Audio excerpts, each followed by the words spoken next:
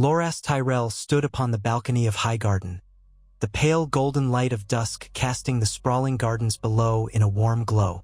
Roses of red, pink, and gold swayed gently as the Mander's waters shimmered in the distance.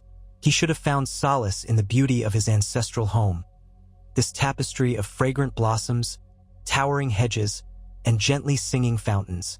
Highgarden was serenity given shape, a place where one might momentarily forget the ravages of war and intrigue that lurked in every corner of Westeros. Yet Loras could not forget. War had changed everything.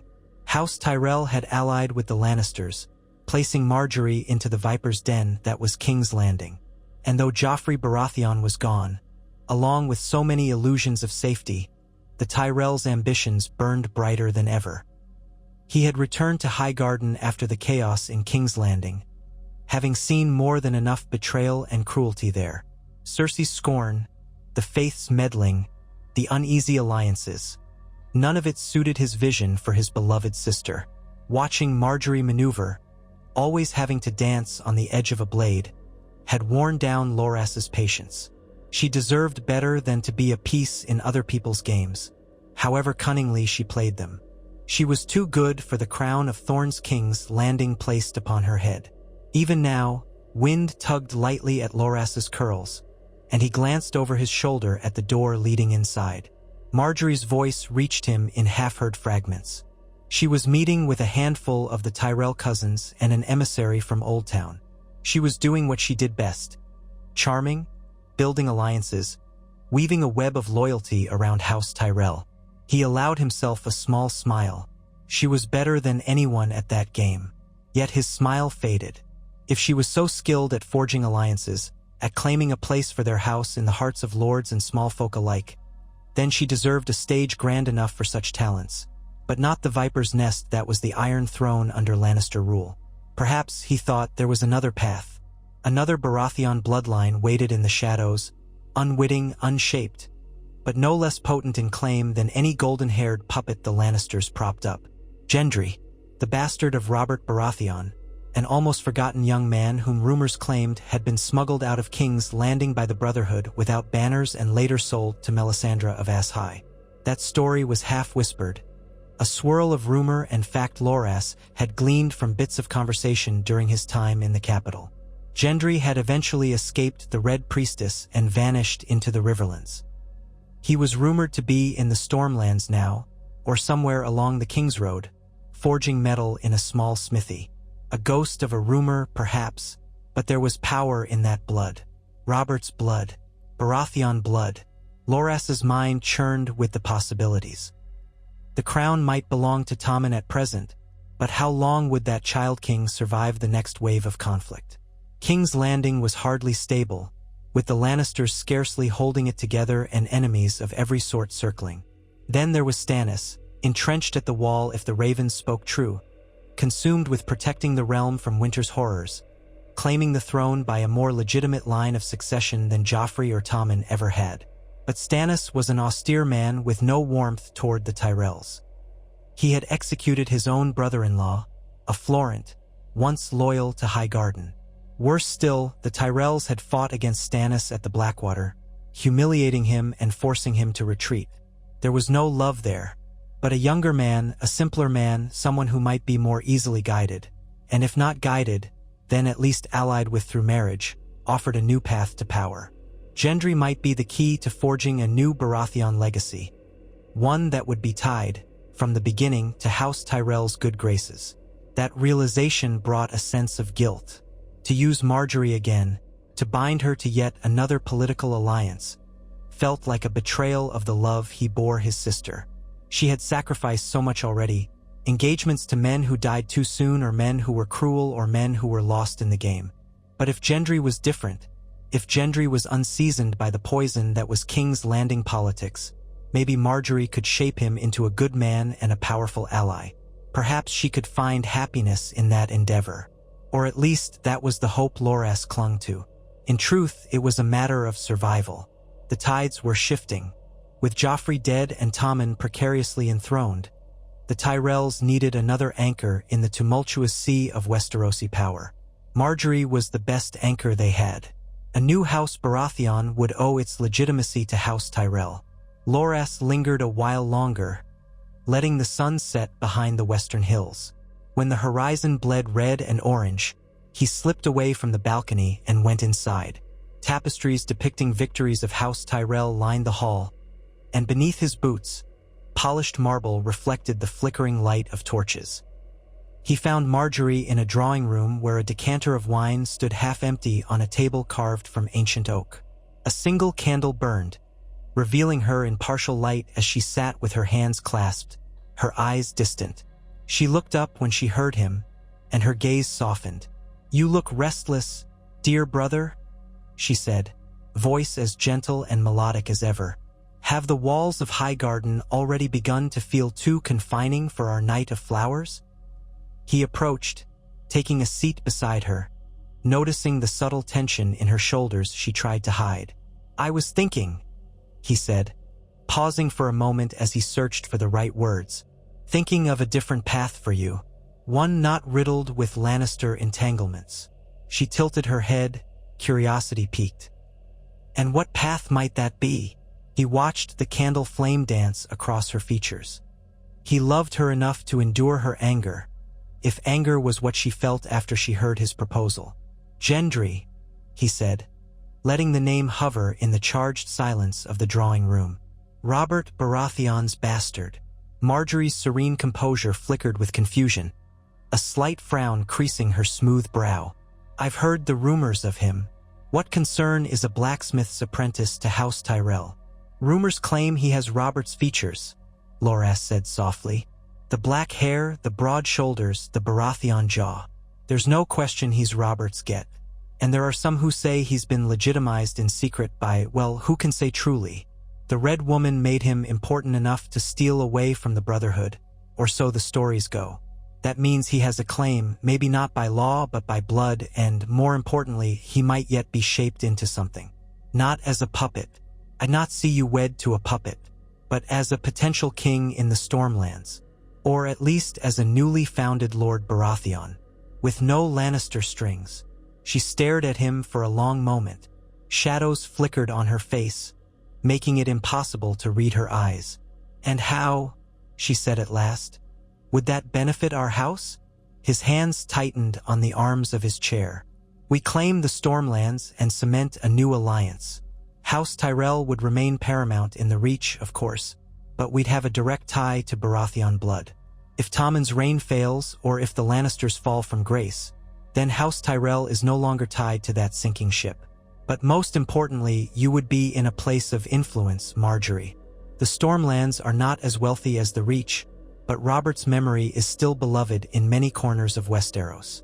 To harness that admiration, that memory, it could mean a power base that even the Iron Throne would have to respect. You could shape Gendry into a true lord or something greater while maintaining your own voice. No more dancing to Cersei's tune." She did not reply right away. Her gaze dropped to the candle flame, and for a moment, she seemed lost in thought. "You would have me wed another man for the sake of House Tyrell's position," she said. There was no anger in her voice, only a quiet exhaustion. "I have given my name and my future so many times already, Loras. First to Renly, then to Joffrey, then to Tommen." She sighed. "Even if I could consider this, how would it be done?" He reached out and placed his hand gently over hers. "I will see to it, if you'll trust me. A small retinue traveling quietly. The world hardly watches us at the moment. They assume we are secure in Tommen's reign, but I believe otherwise. The War of the Five Kings showed us how quickly fortunes change." His grip tightened. "We must adapt. Even if you hate me for asking, we must adapt." She looked at his hand on hers, the thin gold ring he wore glinting in the candlelight. Her eyes lifted to meet his. There was sorrow there, perhaps acceptance too. Above all, there was steely determination. She was Margaery Tyrell, a woman who had navigated courts and kings, who had worn smiles like armor, who had faced accusations of treason from the faith itself and lived to see another day. "If I were to do this," she said softly, "I will not be forced. I will go willingly. But I cannot endure another marriage if it leads only to more heartbreak." Loras leaned in, pressing his forehead to hers in an intimate gesture born of sibling affection. "I swear to you, sister, I will do all in my power to see this done properly. And Gendry, he's not like Joffrey or Tommen or even Renly. He's untrained, yes, but he's also uncorrupted by the game. You might find more genuine humanity in him than you ever did in the others." Margaery shut her eyes. "Then we will try," she whispered. "But, Loras, let us proceed carefully. I have had enough of illusions." He nodded, and they let the candle burn low, sitting together in the quiet that only Highgarden's night could bring. In the weeks that followed, Loras set his plans into motion. Letters were discreetly dispatched to contacts in the Stormlands, and ravens flew to quiet corners of the Reach, summoning men who were loyal to the Tyrells above all. The hush around the matter was paramount. If word got out that the Tyrells were searching for a bastard son of Robert Baratheon, the Lannisters might move swiftly to snuff out any threat to Tommen's fragile throne. So Loras chose men of few words and unwavering loyalty, household knights whose families had served the Tyrells for generations, sworn swords whose own children ate bread in Highgarden's kitchens. He put together a small search party to confirm the rumors of Gendry's whereabouts. The Stormlands were battered from war, from raids by outlaws, from shifting allegiances. The climate there was fickle, storms rolling in from Shipbreaker Bay to lash the coasts. The land was as wild as the people, and the memory of Robert Baratheon lay over it like a half-forgotten dream. Lordships had changed hands in the chaos of the war. Castles stood in ruins or overshadowed by looming new strongmen. Yet still, the old bloodlines carried weight. Any whisper of Robert's bastard would draw eyes. So Loras waited, coiled like a green and gold adder, watching the days pass as tidings trickled back to him. Finally, word came that Gendry had been discovered outside of Storm's End, working a forge in a small fishing village. He was calling himself Gendry Waters or simply Gendry the Smith, selling fishhooks and repairing nets more often than forging swords. Yet the man who brought the news said the boy was the spitting image of Robert in his youth, right down to the smoky blue eyes and black hair. For the moment, Gendry kept to himself and was well liked by the villagers, many of whom had no idea of his parentage. A quiet existence, far from the courts and intrigues of the realm. That was about to end, Loras thought. Securing Margaery's acceptance was not difficult. They had already spoken at length of the plan. Securing Olenna Tyrell's acceptance proved a greater challenge. The Queen of Thorns was no fool. She understood the potential of uniting Baratheon blood with the Reach, but she also recognized the risk. If the Lannisters learned of this, if the Faith took issue with the arrangement, since Margaery was not yet officially free from Tommen, no matter that the Child King was entangled with the Faith and his mother's manipulations, there could be dire consequences. But Olenna, as always, saw the big picture.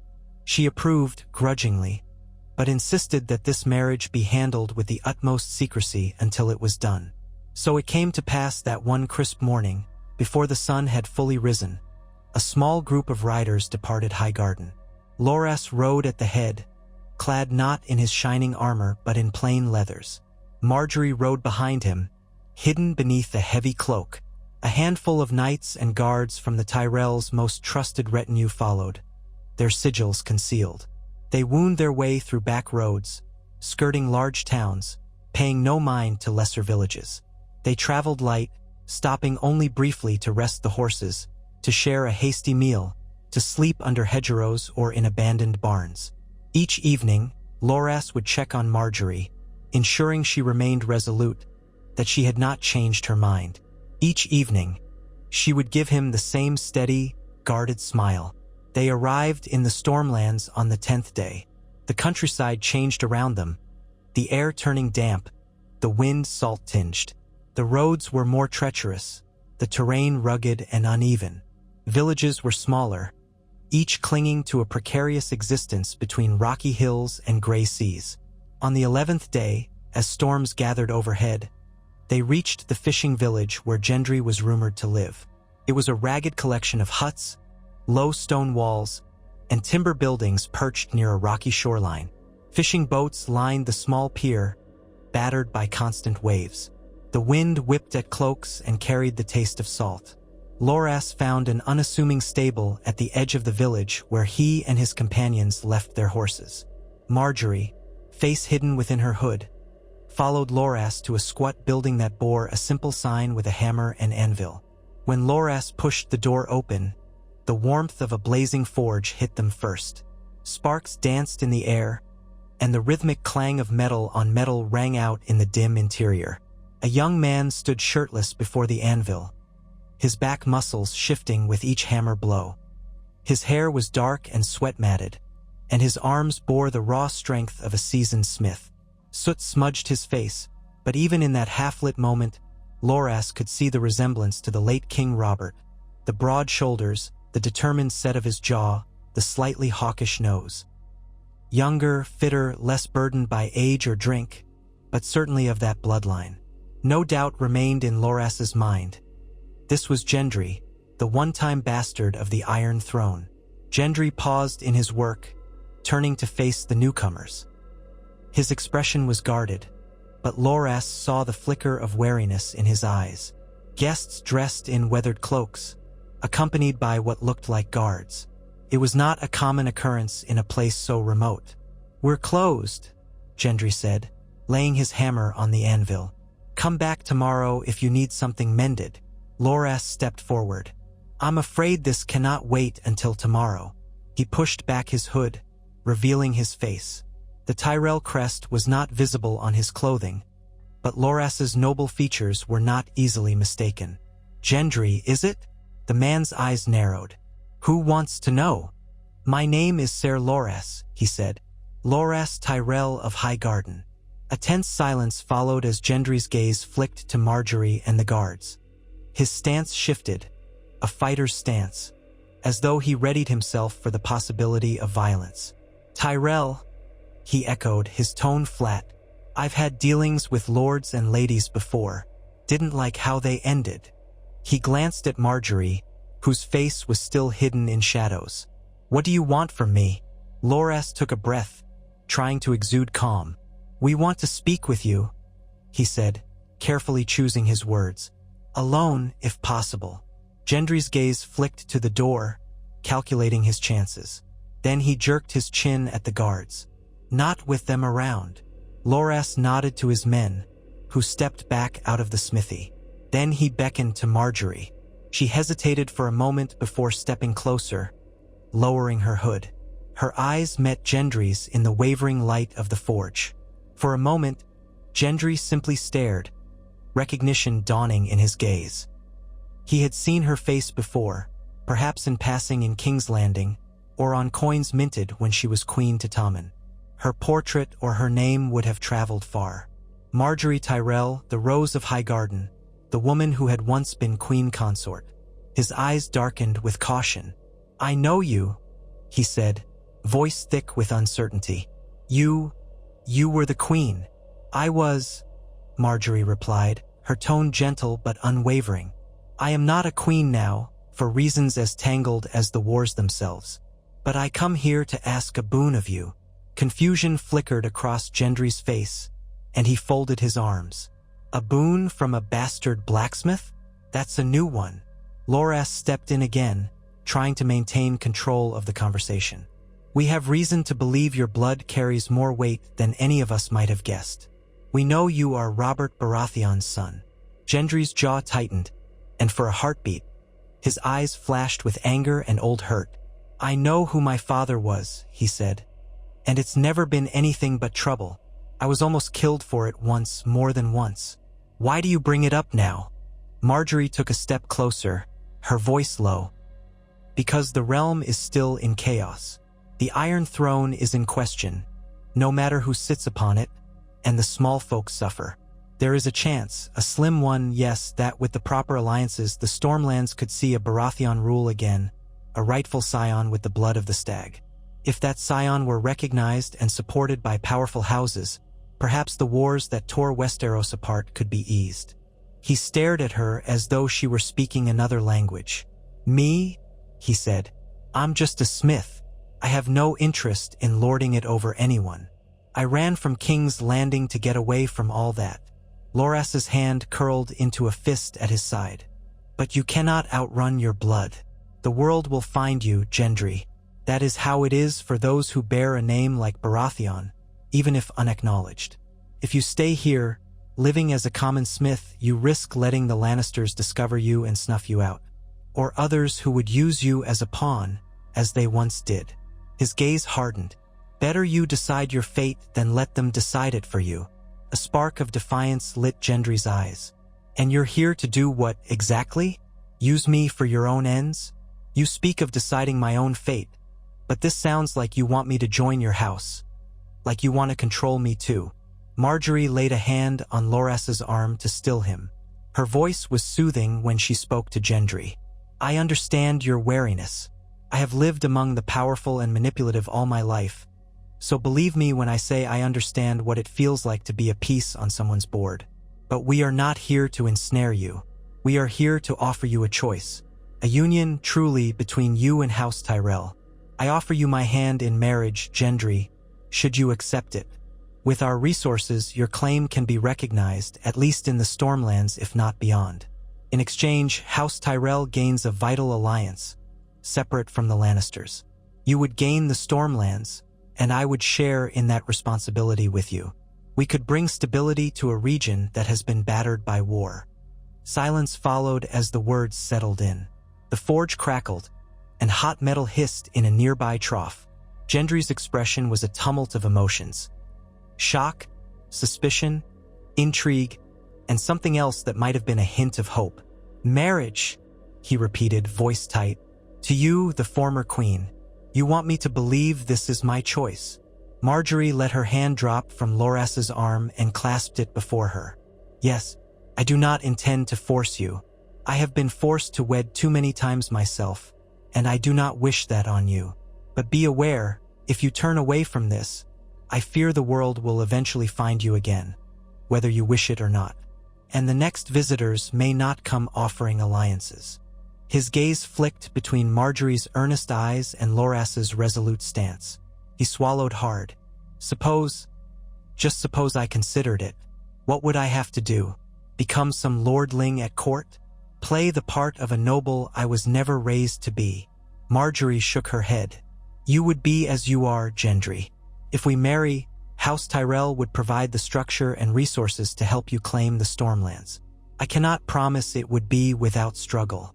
The lords of the Stormlands may not yield easily, but you carry Robert's blood, and in these uncertain times that blood carries weight, especially if you stand beside me and my house. He frowned, turning away to grasp a pair of tongs and stir the coals, more for something to occupy his hands than any real need for the fire. Sparks drifted upward, illuminating his thoughtful expression. I don't know anything about ruling. All I know is forging steel. I don't know anything about you or your house, except that you're all highborn and you've got gold. How can I trust you? Loras answered him, voice steady. You have my oath, and you have Margaery's word. We are not the Lannisters. House Tyrell has always been proud, but also mindful of the realm's well-being. Our alliances are not built on brutality. We know how to nurture to help things grow, whether they're crops or power structures. With us, you would not be a pawn. You would be our partner. Gendry was silent for a time, his powerful shoulders tense with indecision. Finally, he set the tongs aside and turned back to face them. His gaze locked onto Margaery, and for a moment, the flicker of the forge's flames played across the planes of his face, revealing the echoes of Robert Baratheon in his features. You say you won't force me, he murmured. But you're both making it sound as if I don't have much choice at all. The Lannisters might kill me, the world might use me, or I can risk everything and become something else. Marry you, a woman who once was queen, and try to claim a lordship I never wanted. He let out a weary breath. I don't trust easily, but I can see the truth in your words. So maybe we try it your way. Margaery let out a breath she had not realized she was holding. Relief mingled with the anxious knot in her stomach. She glanced at Loras, who gave a small nod. Then you accept our proposal? She asked, careful to keep her voice calm. Gendry nodded, though his expression was grim. he said, as though forging the words out of steel. "But I have conditions. I'm not leaving my friends here to starve. This village, these people, they've come to depend on me.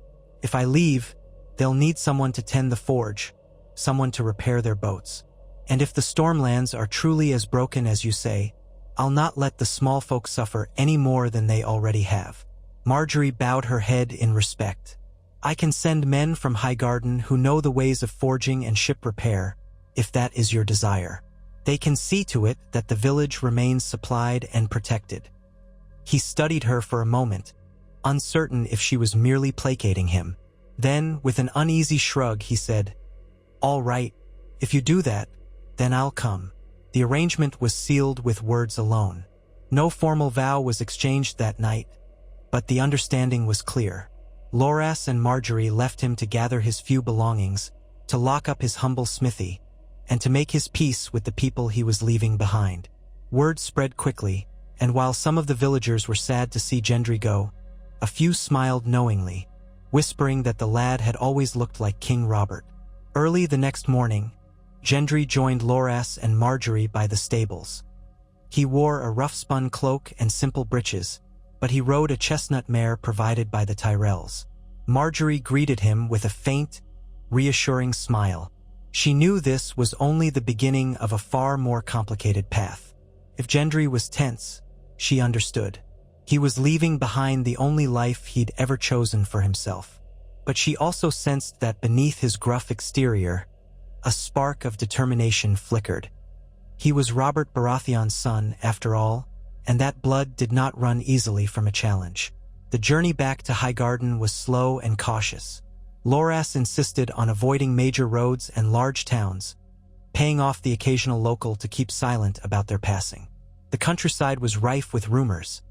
Bandits, leftover war deserters, mercenaries. They encountered no major threats, but tension hung in the air. Gendry spent much of the trip in thoughtful silence, occasionally asking Margaery questions about the Stormlands or about King's Landing. She answered patiently, carefully, painting pictures of a realm in flux and a capital city teeming with dangerous intrigues. One evening, by the glow of a small campfire in a wooded glen, Gendry looked up at the night sky. The swirling patterns of stars seemed unervingly vast to him. He glanced at Margaery, who sat across the flames, cloak drawn around her shoulders. Loras and the guards were scouting the perimeter. "You really think people would follow me?" Gendry asked abruptly. "The old lords who served my father, would they accept me as a Baratheon?" Margaery studied him, the firelight dancing in her eyes. "My father once told me that people follow strength. In Westeros, that strength can come in many forms. It can be wealth, it can be the might of swords, it can be the cunning of alliances. But blood still matters, especially in the Stormlands. Robert was beloved for his charisma, for his prowess in battle, for leading the rebellion that toppled the Targaryens. People saw him as a hero then. If you can claim even a fraction of that presence, and if House Tyrell stands beside you, many lords will at least pause before denying your claim. Some will rally to you, believing they can recapture the days of Robert's victory." He shook his head slightly, gazing into the fire. "I'm not Robert Baratheon, not by a long shot." She smiled, a touch ruefully. "That might not be a bad thing. Robert lost much of himself to drink, whores, and complacency after he became king. Perhaps you can be a better man, and in turn, a better ruler." Her voice softened. "Do not try to be him. Be Gendry. That might be enough." He stared at the dancing flames for a moment longer, then gave a small nod. "I'm still not sure this is what I want," he admitted quietly. "But if it can help, if it can keep me and these people you say you want to protect safe, then I'll try." She leaned forward. "I won't lie to you. I am no stranger to political maneuvers, Gendry.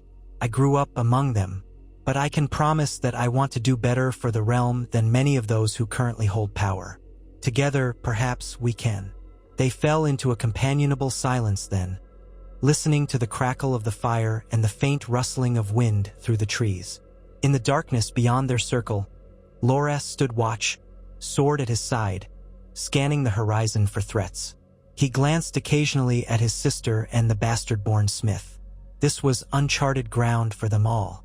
They arrived at Highgarden on a clear, cool day that made the rose gardens seem especially vibrant. The fortress loomed, a testament to Tyrell might, with its tall spires and walls draped in ivy. Gendry visibly tensed as they drew closer, likely recalling past experiences entering grand keeps like the Red Keep in King's Landing. But Highgarden's gates swung open, and guards in Tyrell livery greeted them with bowed heads. Servants hurried out to tend the horses, and Margaery stepped down gracefully, turning to see Gendry's reaction. He slid off his mare, landing heavily on the cobblestones. He glanced around at the sculpted hedges, the lively fountains, the clusters of well-tended roses. He breathed in the perfume-laden air. "It's beautiful," he said, voice tinged with wonder. Margaery smiled. "It is. Welcome to Highgarden, Gendry. Your new home, if you wish it." They were met inside by Lady Olenna Tyrell herself, who wore a shrewd expression beneath her distinctive headdress. She eyed Gendry from head to toe as if appraising livestock, then gave a single curt nod. "He looks like Robert, I'll grant you that," she said bluntly. "Let's hope he doesn't have the same appetites. That man was a walking cask of ale by the end of his days." Her gaze shifted to Margaery. "You're certain about this?" Margaery inclined her head. "As certain as one can be in a realm like this." Olenna turned to Gendry. "I am Olenna Tyrell, the Queen of Thorns, though these days I'm more thorn than queen. I trust you know that if you hurt my granddaughter, I'll see you torn apart and fed to the crows." Her tone was matter-of-fact, as if discussing the weather. Gendry blinked, then managed a nod. "I'd expect no less, my lady." Olenna's thin lips twitched. "At least he's not a complete dolt. Well then, come. We have preparations to make." So began Gendry's acclamation to Highgarden, and Highgarden's cautious acceptance of him. Olenna and Margaery wasted no time in introducing him to the Tyrell bannermen who would be key to his future. He was taught etiquette by Margaery herself, though she kept it practical. No endless lectures on which fork to use, but rather instruction on how to present himself to lords and ladies, how to speak with confidence. Loras took him to the training yard. There, Gendry sparred with knights, each session forging his body into a more formidable weapon than it already was. He possessed raw strength and a smith's understanding of steel, but lacked formal technique. Under Loras's tutelage, he improved quickly, though he still struggled with the refined footwork of a knight. More than once, he found himself slammed onto the practice yard sand, cursing while Loras stood above him, offering a hand. All the while, rumors began to swirl in the halls of Highgarden. Servants whispered of the bastard of Baratheon blood who was being groomed for something important. Some older knights recalled Robert's rebellion, speaking of the rebel king's unstoppable warhammer. A few ladies tittered, wondering if the new arrival was truly King Robert's son or just a pretender. But the presence of Margaery and Olenna, and the ring of truth in Gendry's features, made it clear that something bigger was afoot. After a fortnight, Olenna arranged a private audience with a select group of Reach lords, those who were known to be discreet and not overly loyal to the Lannisters. In a grand yet intimate hall draped with Tyrell banners, Gendry stood with Margaery at his side. He wore finer clothes now, dark green with golden thread, though it was clear from his posture that he felt awkward out of his leathers. Margaery, on the other hand, looked every inch the graceful highborn lady in a gown of pale gold, roses embroidered along the sleeves. Loras, standing behind them, cut a striking figure in his formal attire, the knight of flowers with his polished demeanor. Olenna wasted little time. She introduced Gendry by speaking of the times he had risked his life, the blood that ran in his veins, and the potential he offered for reuniting the Stormlands under a name that still held power, Baratheon. She spoke of House Tyrell's willingness to support him, should the lords of the Reach see merit in forging such an alliance. Then she looked at Gendry, a pointed gesture for him to address the gathered lords. He cleared his throat, tension evident in his shoulders. Margaery gave him a slight nod of encouragement, and he began, his voice raw but earnest. He spoke of the Stormlands as a place battered by war, of the small folk who had suffered. He admitted to his own humble origins, raising a few eyebrows in the crowd, but insisted that he knew how the common folk lived and what they needed from their lords. Justice, fair taxation, protection. He did not pretend to be Robert come again, but he said that if the Storm Lords and the other lords of Westeros would accept him, he would work to restore stability to the region. The awkwardness in his delivery was overshadowed by the sincerity in his eyes. This was no silver-tongued princeling. This was a blacksmith's bastard who had spent years laboring over a forge, speaking from the heart. A few of the lords shifted, murmuring among themselves. Loras stepped forward, reinforcing Gendry's words with the weight of House Tyrell's name. He spoke of the union that would be formed by Margaery's hand in marriage, the resources that would flow into the Stormlands to rebuild infrastructure, the potential for forging a stronger alliance among those discontent with the Lannister hold on the Iron Throne. Then Olenna concluded the presentation by subtly hinting that House Tyrell had more gold than any other in the Reach, and that it would remember who supported them in this endeavor. By the time the meeting ended, the seeds had been planted. Not every lord was convinced, but they were intrigued. Some left with thoughtful expressions, while others took care to flatter Olenna or Margaery, hinting that they would be open to future discussion. Gendry let out a long breath when the doors finally closed, running a hand through his hair. Margaery touched his arm. "You did well," she said softly. "For your first address to men of rank, you spoke with more honesty than many of them have heard in years." He looked at her, uncertainty evident in his gaze. "What if it's not enough? What if they laugh at me behind closed doors?" "They might," she admitted. "Some might do worse. But that is the nature of this game. You stand at a threshold now, Gendry. Whether you step through and become something more is partly up to you, partly up to them, and partly up to fate." He exhaled, then squared his shoulders. "I'm not giving up yet." She smiled. "Good." As the days turned into weeks, plans for a wedding began to form. Olenna insisted it be done quietly, but with enough grandeur that the lords of the Reach would take it seriously. The official story was that Margaery Tyrell, widowed from her marriage to Tommen, a marriage that had never been fully consummated or recognized by the faith after the chaos in King's Landing, had chosen to remarry in the Reach. Many shook their heads at the tragedy of her short-lived unions, but also noted her resilience. The groom, some said, was from a cadet branch of House Baratheon, a distant cousin, legitimized by an obscure royal decree from King Robert's reign. Few truly believed it was anything so mundane, but the Tyrell hush around the matter kept open speculation to a minimum. Highgarden's sept was prepared with fresh flowers, hundreds of roses in bloom, lilies gathered from the Mander's banks, all arranged to create an intoxicating display of color and scent. The day of the ceremony dawned bright and warm. Margaery rose early, aided by her ladies-in-waiting as they wove fragrant blossoms into her hair and dressed her in a gown of shimmering gold cloth that caught the morning sun like spun metal. She looked every inch the regal bride, though beneath her calm exterior, her heart pounded with a mix of nerves and determination. She had been betrothed and married more times than she cared to remember, yet this felt different. Less certain, perhaps, but also less stifled by the looming presence of the Iron Throne.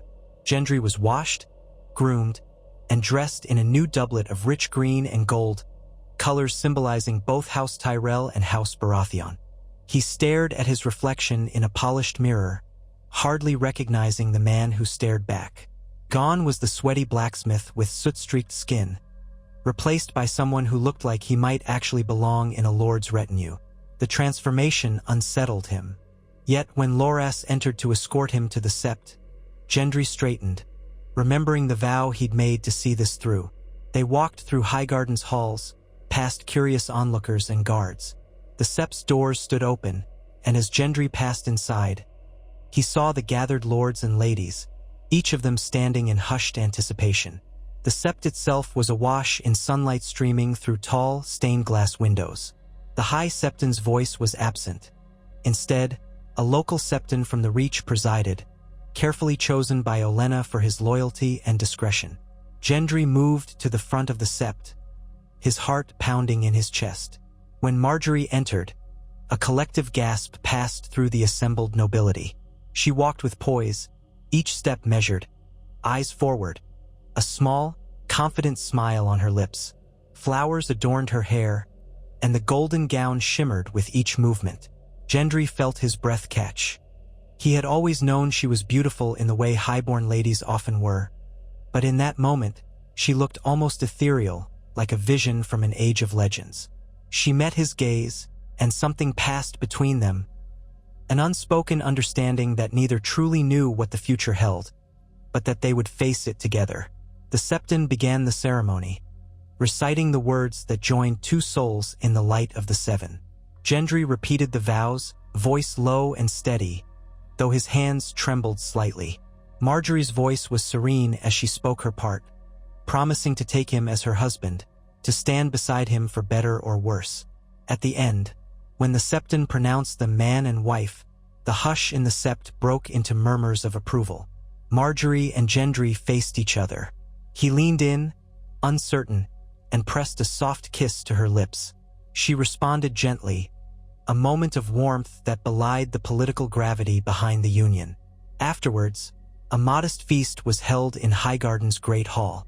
Modest by Tyrell standards, still outshone feasts in many other parts of the realm, with tables laden with fresh fruits, roasted game, fragrant breads, and sweet Dornish wine. Minstrels played soft tunes, while the assembled lords and ladies offered their felicitations. Margaery and Gendry sat at the high table beside Olenna, Loras, and a few other key figures. Gendry ate, drank politely, and tried not to let the swirl of noble conversation overwhelm him. Occasionally, Margaery placed her hand atop his, grounding him. It was near the end of the meal, as guests were enjoying a final course of spiced pears and honey cakes, that a messenger rushed in, breathless. He wore the colors of House Rowan, one of the more powerful bannermen of the Reach. The man bowed deeply to Olenna and then bent to whisper in her ear. Olenna's expression hardened, her lips pursing into a thin line. She dismissed the messenger with a sharp nod. Then she glanced toward Margaery and Gendry. "You too," she said in a clipped tone, leaning in. "We may have a problem. Word from King's Landing. Apparently, the Lannisters have caught wind of a so-called Baratheon bastard being fostered in the Reach. The rumors are traveling fast. Some say Cersei is incensed."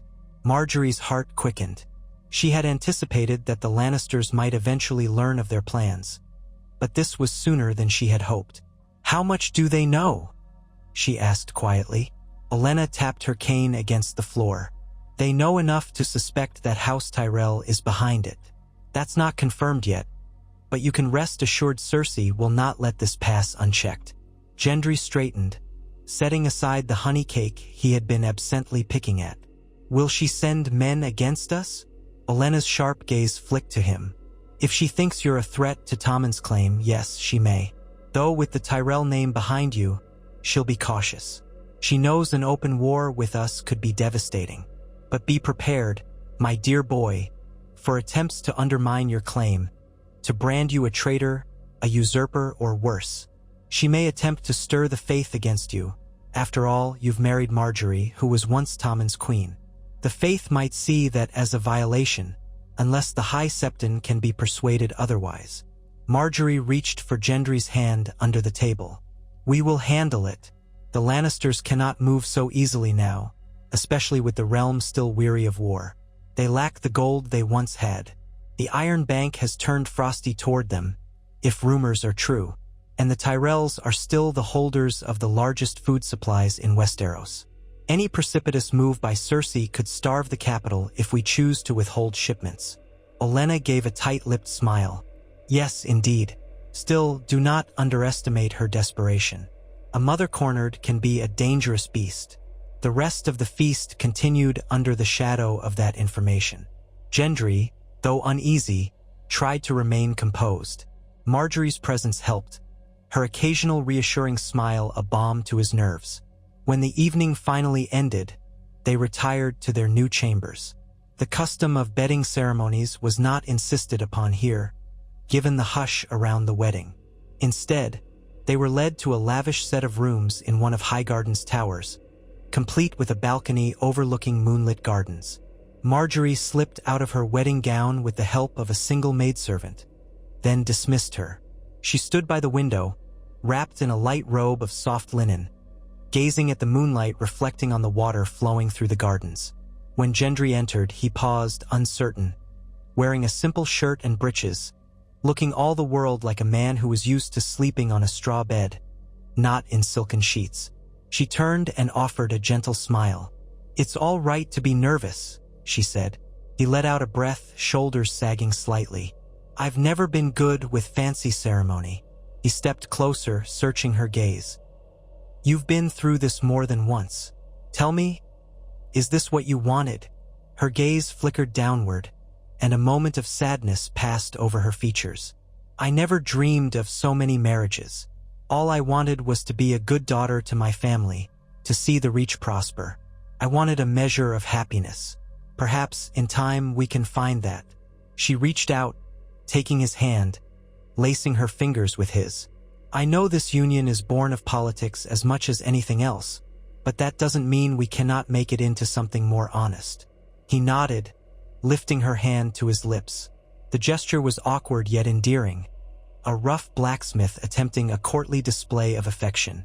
"I'm not a lord in my heart," he said quietly, "but I'll try to be what's needed, for you and the people we aim to help." She tilted her head, regarding him thoughtfully. "Try to be yourself first. The rest will follow." That night was not marked by grand passions or romantic ardor. Rather, it was a gentle, tentative union, a meeting of two strangers bound by mutual resolve. It was enough for the moment, enough to seal their vows in private. The moon traced a path across the sky, the wind stirred the roses below, and Highgarden's walls sheltered them from the uncertain world beyond. In the following weeks, Gendry adjusted to life as a newly recognized lord. He sat in on councils with Margaery and Olenna, who guided him in understanding the political landscape. He wrote letters, often with Margaery's help, to key stormlords, introducing himself and expressing his desire to restore stability to the region. Some responded cautiously, a few with outright skepticism, but others showed a flicker of interest. Margaery suggested that he visit the Stormlands in person, to present himself to the lords there and offer what assistance the Tyrell coffers could provide to rebuild roads, mills, and harbors left in ruin by the war. The question of whether Gendry could truly be recognized as a Baratheon loomed large. Officially, only a king could legitimize a bastard. Stannis, as Robert's brother, might have claimed that right, but he was half a realm away, fighting at the Wall or huddling in the cold north. Tommen, manipulated by Cersei and the Lannisters, would certainly not legitimize Gendry. But there was an old rumor that Robert had once signed a document naming all of his bastards to be recognized if they showed worth.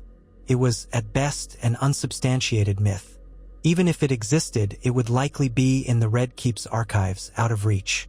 Margaery assured Gendry that legitimization was not everything.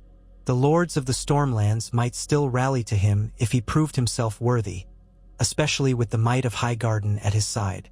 To that end, Loras helped Gendry plan a small tour of the Stormlands, accompanied by a modest force of Tyrell knights, bringing wagons of food and supplies. Margaery insisted on accompanying him, not only to lend credibility but also to help manage the delicate negotiations. With Olenna's blessing, they set out, riding under a banner that combined the golden rose of House Tyrell with the black stag of Baratheon on a field of green, an unofficial sigil of their new union. The journey took them through rolling fields that gradually gave way to rocky terrain and windswept coasts. Along the way, Gendry and Margaery visited small towns, distributing coin and provisions. They listened to the concerns of the small folk, many of whom had been victims of pillaging armies or forced to give up their harvest to passing lords. Gendry, in particular, was keen to ensure that the goods truly reached the people, not just local bailiffs or reeves who might hoard the supplies. He had a blacksmith's directness about such matters, and the small folk sensed his sincerity. More than once, villagers expressed astonishment that the new lord seemed to actually care about their well-being. Word spread that the bastard of Robert Baratheon was in the Stormlands, traveling with Lady Margaery Tyrell. Some doubted, some ridiculed, but others flocked to see for themselves. There was a strange mixture of curiosity, hope, and wariness. At times, Gendry met with lesser knights who had served Robert in the rebellion, men who remembered the chants of Storm's End stands and the banners of the stag when Robert triumphed. A few of these knights knelt before Gendry, tentatively calling him "my lord" in recognition of the old blood made new. Others greeted him politely but withheld their loyalty, waiting to see if the new marriage truly offered them stability or if it was just another ploy. Eventually, Gendry and Margaery approached the outskirts of Storm's End itself. The ancient fortress stood implacable against the sea, its massive drum tower and thick walls a testament to the Baratheon line. The castellan, a man named Ser Gilbert Faring, was a cautious sort, but he allowed them entry upon learning of Margaery's presence. The courtyard echoed with the crashing of waves from the cliffs below, and the banners of House Baratheon hung limp in the damp sea wind. Gendry felt a strange sensation as he passed under the gatehouse, a sense of coming home to a place he had never known. Margaery, sensing his tension, rode close at his side. They were received in the great hall by Ser Gilbert and a handful of knights who guarded Storm's End in the absence of Stannis Baratheon. Ser Gilbert was tall and lean, with close-cropped hair turned silver at the temples. He studied Gendry with an intensity that made the younger man shift uneasily. At length, the castellan spoke, his voice echoing. "You do have the look of Robert in his younger years," he admitted. "But many a man can have black hair and broad shoulders. What proof have you of your parentage?" Gendry glanced at Margaery, then back at Ser Gilbert. "I have no paper or royal decree," he said frankly. "But ask those who saw me in King's Landing. Ask those who saw me wield a hammer. I have Robert's features, yes, but I also have his blood. I survived attempts on my life because I was his bastard. And I stand here now, supported by House Tyrell, because we want to see the Stormlands restored." Ser Gilbert was not easily swayed by words alone. "Stannis is the true lord of Storm's End," he said, brow furrowing. "He left me to hold it. I cannot simply hand it over to a bastard who claims to be Robert's get, no matter your support." Margaery spoke then, her voice gentle but firm. "We do not ask you to hand it over. We ask you to recognize that the Stormlands deserve a Baratheon presence when Stannis is occupied in the north. If he returns victorious, we will deal with that matter in due course. But until then, the small folk suffer. Gendry has come to offer aid, food, resources, men to help rebuild. Will you turn that away in the name of stubborn loyalty?" Ser Gilbert's gaze flicked to her, the doubt etched into his features. "And what if Lord Stannis sees this as treason?" Gendry straightened his shoulders, recalling the lessons Margaery had given him about holding himself with authority. "If Stannis returns, I will speak with him myself. I hold no personal grudge against him. I'd rather see the Stormlands united than further destroyed by the war. If he's truly the rightful king, then he should want the same. I'm not here to steal Storm's End. I'm here to help it." A charged silence followed. Then Ser Gilbert asked, "And if the Lannisters come?" Margaery's lips curved in a cool smile. "They will have to contend with House Tyrell, and we are not so easily cowed." Ser Gilbert considered that for a moment, then sighed. "Very well. I cannot speak for Lord Stannis, but for now, I won't bar your efforts. The Stormlands do indeed need aid. I will allow you to bring in your supplies and men to help rebuild. But do not claim Storm's End in the name of a new Baratheon line. That is a step too far until Lord Stannis' fate is certain." It was a compromise, tenuous and fragile. Yet it marked the beginning of Gendry's acceptance in the Stormlands, if not by all, then at least by some. Over the subsequent weeks, he and Margaery oversaw the arrival of Tyrell engineers and craftsmen who began repairing roads, building new storehouses, and distributing grain. Storm's End's knights watched warily, but as the improvements became tangible, hostility gave way to cautious gratitude. Gendry found himself speaking daily with village elders, fishermen, minor knights, hearing their plights and resolving disputes. It was exhausting work, but Margaery stood beside him, offering counsel and giving him the confidence to make decisions. He was no trained lord, but he had a natural sense of fairness that the small folk appreciated. For Margaery, this period in the Stormlands was a revelation. She was no longer the betrothed or wife of a cruel boy king or a distant idealist. She was partner to a man who had come from humble beginnings, one who actually listened to the common people, who got his hands dirty helping mend a broken cart or hoisting timbers into place. She felt an unexpected admiration growing within her for Gendry, and perhaps a quiet affection that surprised her. He was not like the polished nobles she had known. He was rough around the edges, but in that roughness lay a sincerity that she found refreshing. One day, while surveying the reconstruction of a small dock near the shore, Margaery spotted Gendry laughing with a group of fishermen. He was bare-chested in the midday sun, helping heave a timber beam into position, sweat glistening on his muscled back. He looked so at ease, so unguarded. She realized then that for all his new clothes and titles, Gendry would always be that blacksmith's son. He belonged among the people, forging bonds through work and simple honesty. She found herself smiling, a warmth flooding her chest that went beyond mere political alliance. Later, they walked along the rocky shoreline, gulls circling overhead. The sea crashed against jagged stones, sending white spray into the air. Gendry gazed out over the water, thoughtful. "This is a world away from King's Landing," he said quietly. "Sometimes I still can't believe I'm standing here, wearing these clothes, married to you, with the Tyrells backing me. Feels like a dream." She stepped closer, the wind tugging at her hair. "A strange dream, yes, but perhaps one worth chasing. Are you still uncertain about it all?" He glanced at her, his eyes warm despite the chill of the breeze.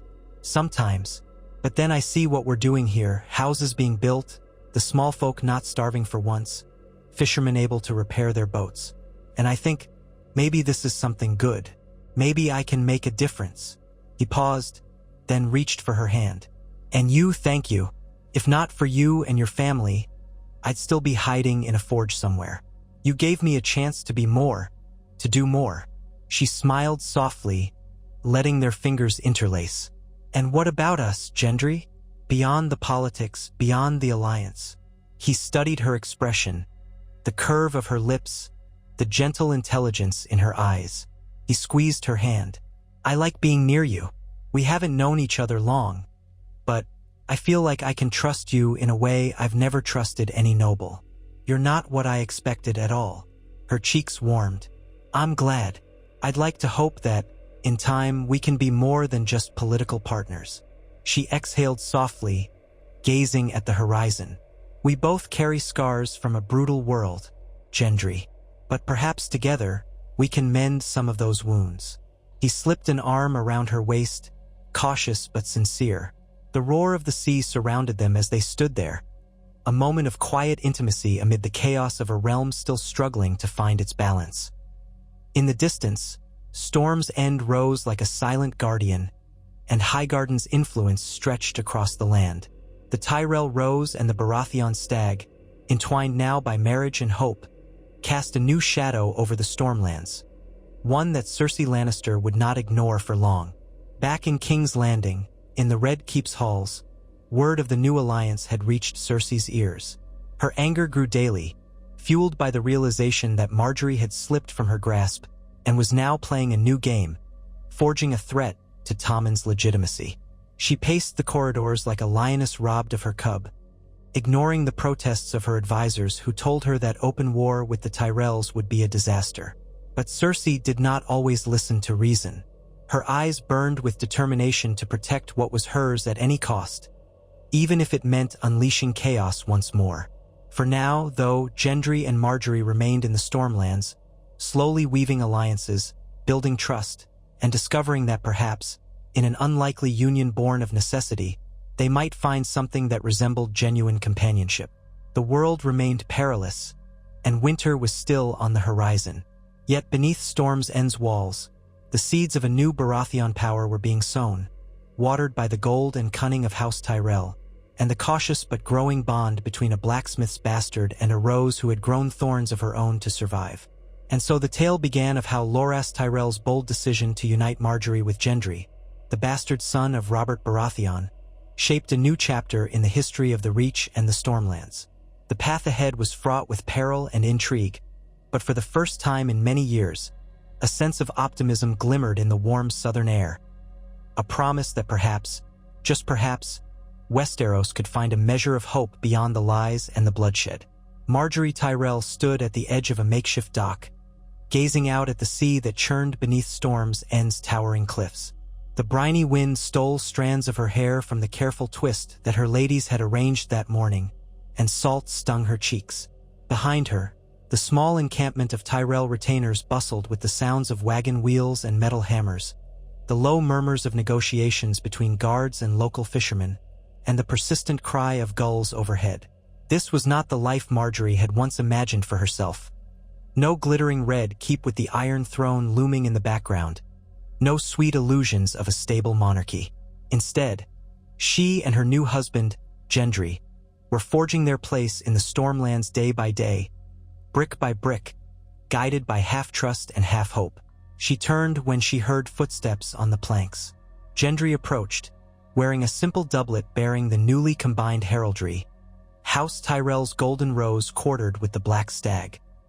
His presence was broader than any courtly lord's she had known, lacking the refined polish but radiating a sturdy confidence. She smiled at him in greeting. "They've repaired the last fishing boats," he said, coming to stand beside her and letting his eyes drift across the rolling gray waves. "One of the older men asked me to pass along his gratitude for all the timber and nails we brought." Margaery nodded, her gaze returning to the sea. "It's a small matter, truly, but it means everything to them. Each boat repaired means a family that can eat, a handful of fishermen who can sell their catch." Her voice tightened. "Too many in the Stormlands have starved while lords played at war." Gendry exhaled, tension lining his face. "I can't get used to the idea that people want to call me Lord Baratheon. Feels like a borrowed coat that doesn't quite fit. But each time I see a villager who needs our help, I remember why we're doing this." She reached for his hand, lacing her fingers through his. "You'll come to your own sense of it in time. No one expects you to wake up one morning and carry yourself like Stannis Baratheon or any other traditional lord. Perhaps what this land needs is precisely someone who doesn't see himself as above everyone else." His hand tightened around hers, warm and calloused from years of smithing. "I hope so." They watched the horizon a moment longer. On that morning, the waters were relatively calm, though the Stormlands were seldom without their swirling tempests. Everything felt precarious here, as if a single shift in the wind could topple any illusions of stability they were building. At last, Gendry released her hand and cleared his throat. "Ser Gilbert wants to meet with me inside Storm's End again," he said, glancing back at the fortress. "Apparently, another group of knights loyal to Stannis has returned from the north, and they're uneasy about my presence." Margaery pursed her lips. "No doubt they'll question your parentage again. They'll want answers about who we are, what we're doing, and how it might affect Stannis's claim." Gendry let out a short laugh. "And I'll have the same answers as always. I'm not here to steal Stannis's castle or the Iron Throne. I only want the Stormlands stable. If Stannis returns, I'll talk to him. But that's not enough for some of these men, is it?" "No," Margaery replied softly, "but it's a start, and we have the resources to make it more convincing. Remember, each time we rebuild a road or feed a hungry village, we're showing these knights that your presence helps the Stormlands, not harms it." He nodded, though the flicker of worry in his eyes remained. "Wish me luck, then. I'll take Loras with me." She kissed his cheek gently. "Luck and my confidence. Show them what good can come of a Baratheon in the Stormlands again." He gave her a small smile and turned away, footsteps thudding on the wooden planks until he disappeared around a stack of crates. Margaery took a last lingering moment by the sea, gathering her composure. Then she, too, departed, heading back toward the cluster of tents and wagons where Olenna's plan for the Stormlands was slowly taking shape under Tyrell direction. In truth, Margaery felt a kernel of anxiety every time Gendry faced these knights alone, or even with Loras by his side. She feared that the old loyalties to Stannis might turn violent, or that one of them might be under Lannister influence. There was no shortage of threats in Westeros these days, and she was keenly aware of how precarious their situation was. House Tyrell was powerful, yes, but they were also out on a limb, defying the Lannisters in King's Landing and risking the wrath of Cersei at a time when war weariness was high. If everything fell apart, Margaery knew her marriage might be counted as her greatest gamble, and her final miscalculation. She passed between rows of tents, pausing to exchange words with Tyrell guards and local small folk. Many recognized her now, calling her Lady Margaery, offering baskets of shellfish or small gifts in thanks. She always smiled, always accepted with grace, turning each moment into a chance to strengthen the bond between them. She had learned from her grandmother that, in times like these, forging loyalty was worth more than storing gold. At last, she slipped inside a large pavilion near the back of the camp. Inside, the air was cooler, scented with lavender from satchels placed around the tent to mask the smell of canvas and mud. Olenna Tyrell, seated at a small wooden table, wore her customary headdress and an expression of mild impatience. She looked up from the parchment she'd been reading when Margaery entered. "Well?" Olenna asked briskly. Margaery folded her hands before her. "Gendry went to speak with Ser Gilbert again. Some of Stannis's knights have returned. They're uneasy." Olenna snorted softly. "Ha! Uneasy. That's an understatement. Knights who marched off to follow that dour man to the wall, only to return and find a bastard wearing Baratheon colors in their lord's seat? Of course they're uneasy." She laid the parchment aside. "But we expected this, did we not?" Margaery lowered her gaze. "Yes, we did. Still, it's troubling. We have to be sure they don't become hostile. Our forces are not insignificant, but an open conflict in the Stormlands would sour everything we're trying to accomplish." Yes, Olenna sighed. "I know it as well as you. I've been receiving ravens. Our dear Queen Mother in King's Landing has begun rattling her cage. Threats, insinuations that Margaery is in violation of some marriage vow to Tommen. As if that child's kingship wasn't mired in enough hypocrisy. She's calling Gendry a traitor and a pretender. Claims he wants to dethrone Tommen." Margaery's expression darkened. "I expected no less from her." Olenna continued, a slight smirk on her lips. "She's hissing like an angry cat, but for the moment, her claws are trimmed by the faith militant in the capital and the fact that the Lannister coffers are near empty. Even the Iron Bank is not so friendly to them anymore. She can't raise a huge army at will. Still, she's dangerous."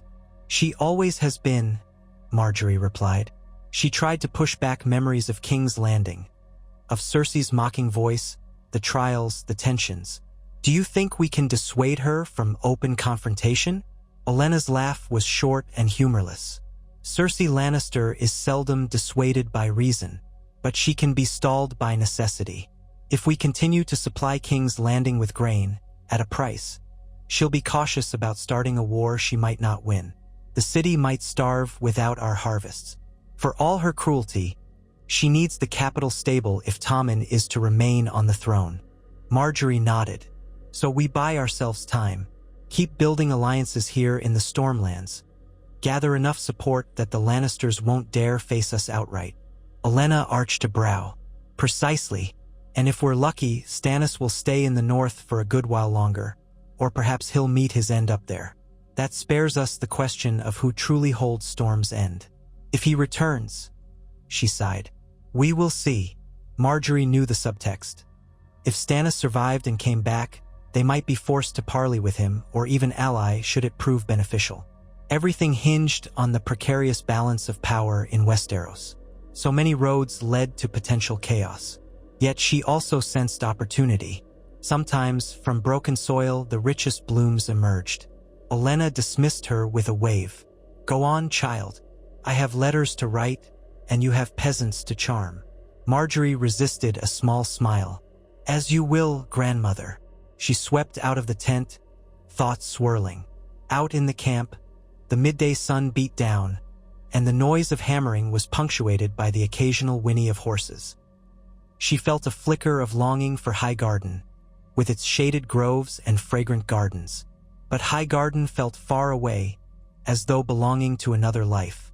This was the Stormlands, a realm of battered hills and booming thunder at night, where everything felt unpolished and raw, and in its own way it suited Gendry. She wondered if it might come to suit her as well. She spotted her brother in the crowd of Tyrell men, deep in conversation with a knight who wore the green and gold cloak of Highgarden. Loras Tyrell, the Knight of Flowers, might not have his once glorious sheen. He bore scars from battles and from his captivity by the Faith, an experience he seldom spoke of, but he still carried himself with an elegance that few knights could match. His surcoat, though dust-stained, sat perfectly on his well-proportioned frame, and he wore a practical sword at his hip. When he saw her, he murmured a final word to the knight and strolled over. "Sister," he said, a note of concern in his voice. "You look troubled." She sighed. "Only the usual. Cersei seethes, Stannis' knights resent us, and Gendry is trying to hold everything together. I worry that sooner or later, the threads will snap." Loras glanced around, voice low. "Cersei's arrogance may prove our ally in the end. She underestimates Gendry, likely dismisses him as a blacksmith's whelp. If we can maneuver carefully, we can secure the Stormlands before she musters any real force." Margaery bit her lip. "I hope you're right. Where have you been?" "Patrolling the roads with a few men," Loras explained. "We came across a band of Sellswords who claimed to be looking for work protecting caravans. They had no affiliation with any major house but seemed too well armed for wandering mercenaries. I sent them on their way, but I have a feeling we'll see them again." "Mercenaries," Margaery repeated thoughtfully. "Perhaps from Essos or from the leftover war camps. War leaves many armed men wandering the countryside. But we can't rule out the possibility that they're spies sent by the Lannisters." Loras nodded. "I'll keep an eye out, and I'll double the watch at night." She squeezed his forearm in gratitude. "Thank you, Loras." They parted ways, Margaery heading toward her own tent to gather writing implements. She had letters to compose, one to Lady Karen Swan, whose holdings had fallen into disrepair, and another to a merchant fleet from Old Town offering shipments of grain at a reduced cost in return for certain trading privileges. Each letter had to be composed with the utmost tact, an art of negotiation by pen. As she took a seat at a small wooden table and dipped her quill into ink, she wondered at how her life had once been all about weaving illusions at court in King's Landing, smiling for kings, hosting lavish feasts, and how now it was about ensuring that half-starved villages received shipments of barley. It was still a game of power, but one that felt more substantial. She wrote for the better part of an hour, her script flowing across the parchment in elegant loops. Occasionally, a servant entered to refill her ink jar or to bring fresh water for her to drink. She was nearly done when the canvas door rustled, and Gendry stepped inside. He looked vexed, a deep line creasing his brow. "What happened?" she asked, laying her quill aside immediately. He took a moment to breathe, as though choosing his words. "Ser Gilbert was respectful, but the knights who returned from the north are less so. They demanded proof again of my parentage. They said only Lord Stannis or King Tommen could legitimize me. They claim I have no authority here." Margaery's expression grew pensive. "That is the law as it stands. Without a royal decree, any bastard is just a bastard in the eyes of many lords. But we knew that, and you told them we mean only to restore order." Gendry gave a curt nod. "Yes, but one of the knights spat at my feet and said if Stannis were here, he'd see me off the walls of Storm's End. He asked, 'What would Robert think of you sneaking in here under Tyrell banners?'" Gendry raked a hand through his dark hair. "What would he think? I never even knew the man, not really. But that question, it stung." Margaery rose, moving to rest a comforting hand on his arm. "Robert Baratheon was both beloved and flawed. Whatever he might have thought, it doesn't matter now. You are the one who is here actually helping. Don't let them stir your doubts. He exhaled slowly. I'm trying. Ser Gilbert managed to keep it from getting out of hand, but the tension in the hall was thick as chainmail. They're not going to fall into line just because I show up with good intentions. Some are waiting for Stannis, some refuse to acknowledge me outright, and some just don't trust House Tyrell. Margaery nodded, her mind already turning to possible solutions. We can do more than simply present ourselves as altruistic. We can offer them tangible benefits. Maybe we give these knights a say in the reconstruction projects. Let them see that we're not pushing them aside. If they become involved, they might feel less hostile. Gendry considered that. You mean let them decide how to spend some of the resources we bring? Where to rebuild first? Yes, Margaery said. And more than that, ask them to help oversee it. Show that you value their input and experience. That might go a long way toward easing their suspicions. He managed a small smile. That's clever. I'd never have thought of that. She shrugged lightly. The easiest way to win men over is to give them a sense of purpose and a stake in the outcome. If we keep doing everything ourselves, they'll see us as invaders or at least meddling outsiders. But if you say, you are Robert's men, you are Stannis's men, you know the Stormlands better than I do, help me restore it, they'll respond. He reached for her hand again, squeezed it. All right, let's try it. I'll speak with Ser Gilbert about it tomorrow. Maybe he can arrange a formal meeting with the returning knights. Margaery smiled. Good. Let me know if you need help drafting any letters or if you want me to come along. I can sometimes soothe tempers that are beyond your reach. His gaze flickered with gratitude. I appreciate that. Truly. They stood a moment in companionable silence, aware that their alliance had begun as a political arrangement but was steadily growing into something closer. Some mixture of partnership, friendship, and slowly awakening affection. Gendry leaned in, pressing a soft kiss to her forehead. She closed her eyes, letting the warmth of the moment settle into her bones. Thank you, he murmured, for always having answers. She chuckled, her breath catching. I don't always have them, but I try. He gave a last nod, then slipped out to attend to more tasks. Margaery watched him go. A tangle of thoughts fluttered in her mind. The hostility of Stannis's men, Cersei's looming threats, the uncertain future of her marriage. Yet each day, they inched forward, seizing opportunities to rebuild and unify. She wondered if she had ever felt more purposeful. Night fell swiftly across the Stormlands, bringing with it the distant roll of thunder. Dark clouds gathered over the sea, and the wind picked up, howling around the camp.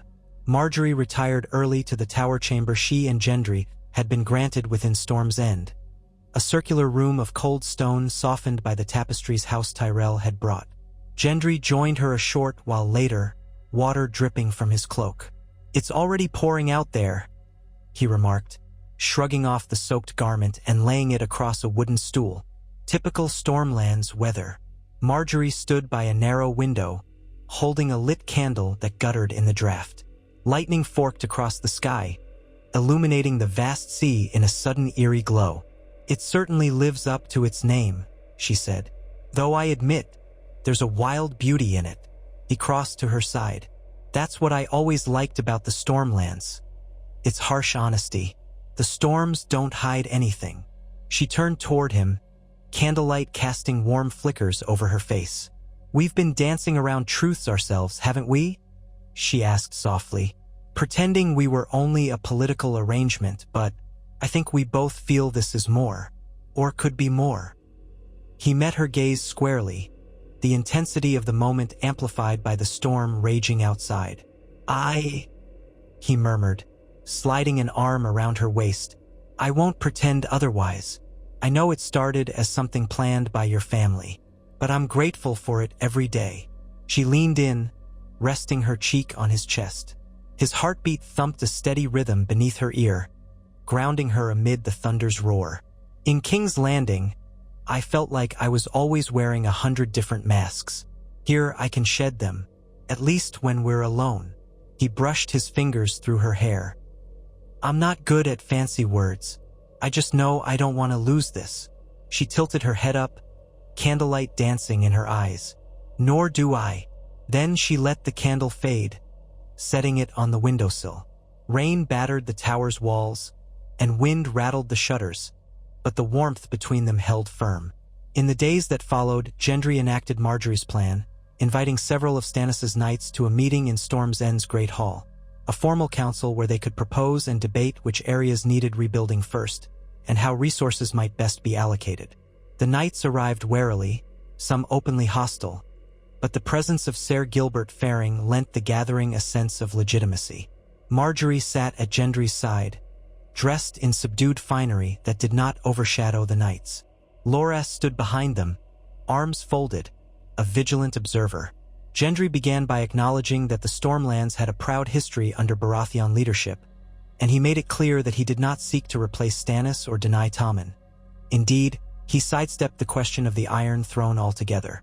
"My only concern," he said, voice calm and sure, "is that the people of the Stormlands not starve or suffer while we wait for the realm to settle itself.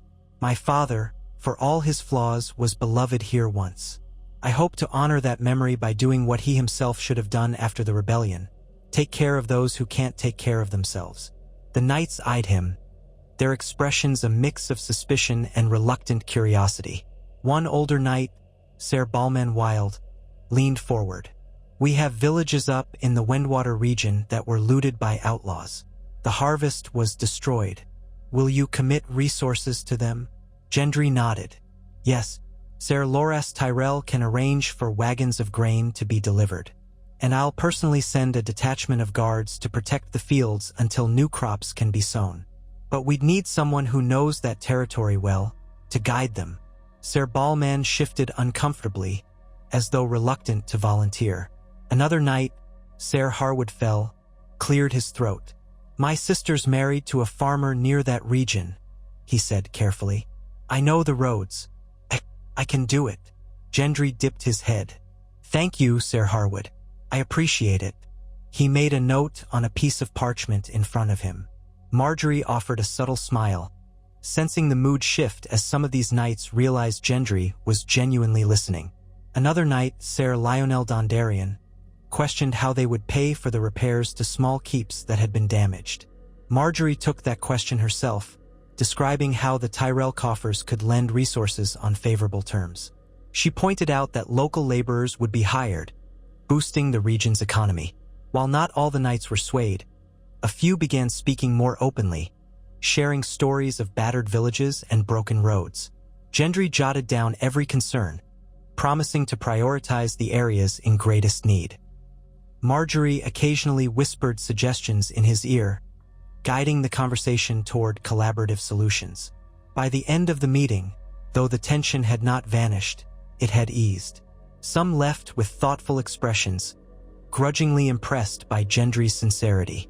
"Better than it could have gone," Loras observed, once the knights had dispersed.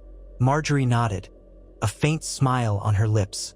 "They're beginning to see he's not just another power-hungry pretender." Gendry exhaled, looking exhausted but pleased. "I'll follow up with them tomorrow. See which ones are truly on board and which are just pretending to keep the peace." Ser Gilbert, who had remained in the background, came forward then. He bowed respectfully. "Lord Gendry, Lady Margaery." Gendry still seemed uncomfortable being addressed as Lord Gendry, but he managed a polite acknowledgement. "Ser Gilbert, I must say," the Castellan began, "I haven't seen some of these knights so willing to compromise before. You've given them a sense of hope."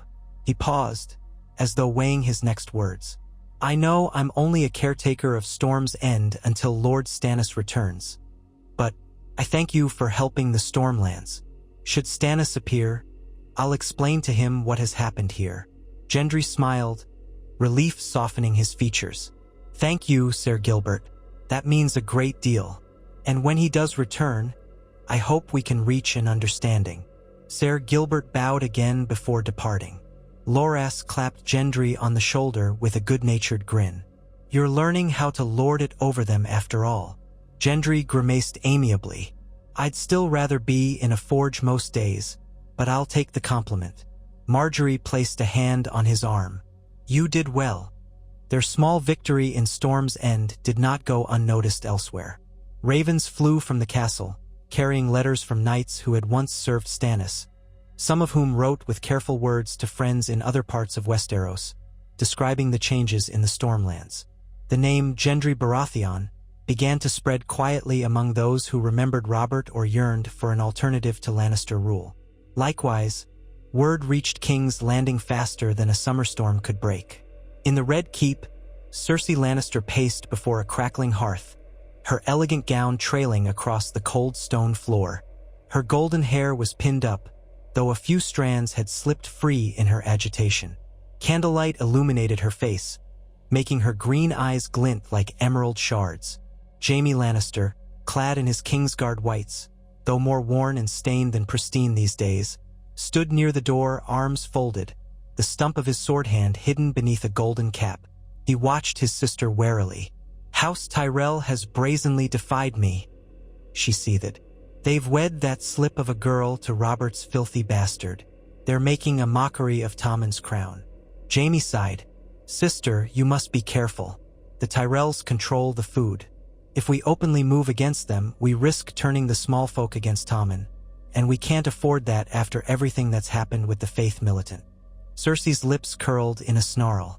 I know, but we cannot simply sit idle while they set up a new Baratheon in the Stormlands.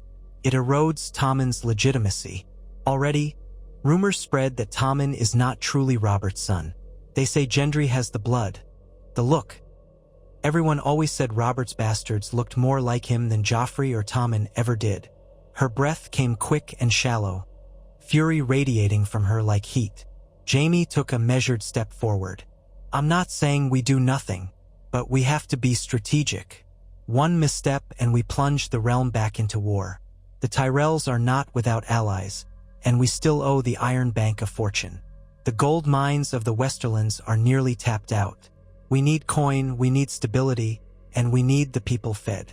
Cersei inhaled sharply, trying to steady herself, but her eyes burned with a mixture of rage and desperation. If only father were here. He'd never have let them get this far. Jaime's voice softened. "Tywin was not invincible, Cersei. He died on the privy, remember? You must find your own path." She shot him a withering glare. "Your attempts at comfort are pitiful." Then she turned away, staring into the fire.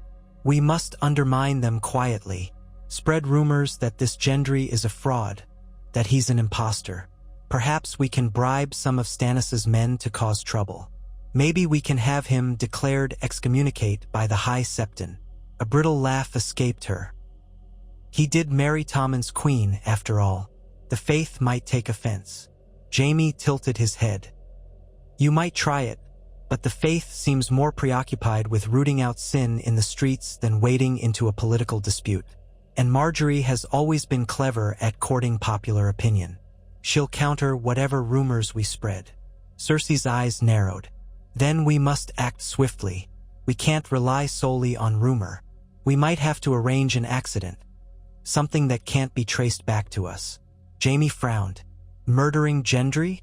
Are you certain that won't lead the Tyrells to starve us out?" She shook her head, her posture rigid. "We'll have to do it in such a way that the blame falls elsewhere. Perhaps on one of Stannis's bitter knights, or on bandits. The Stormlands aren't exactly safe these days.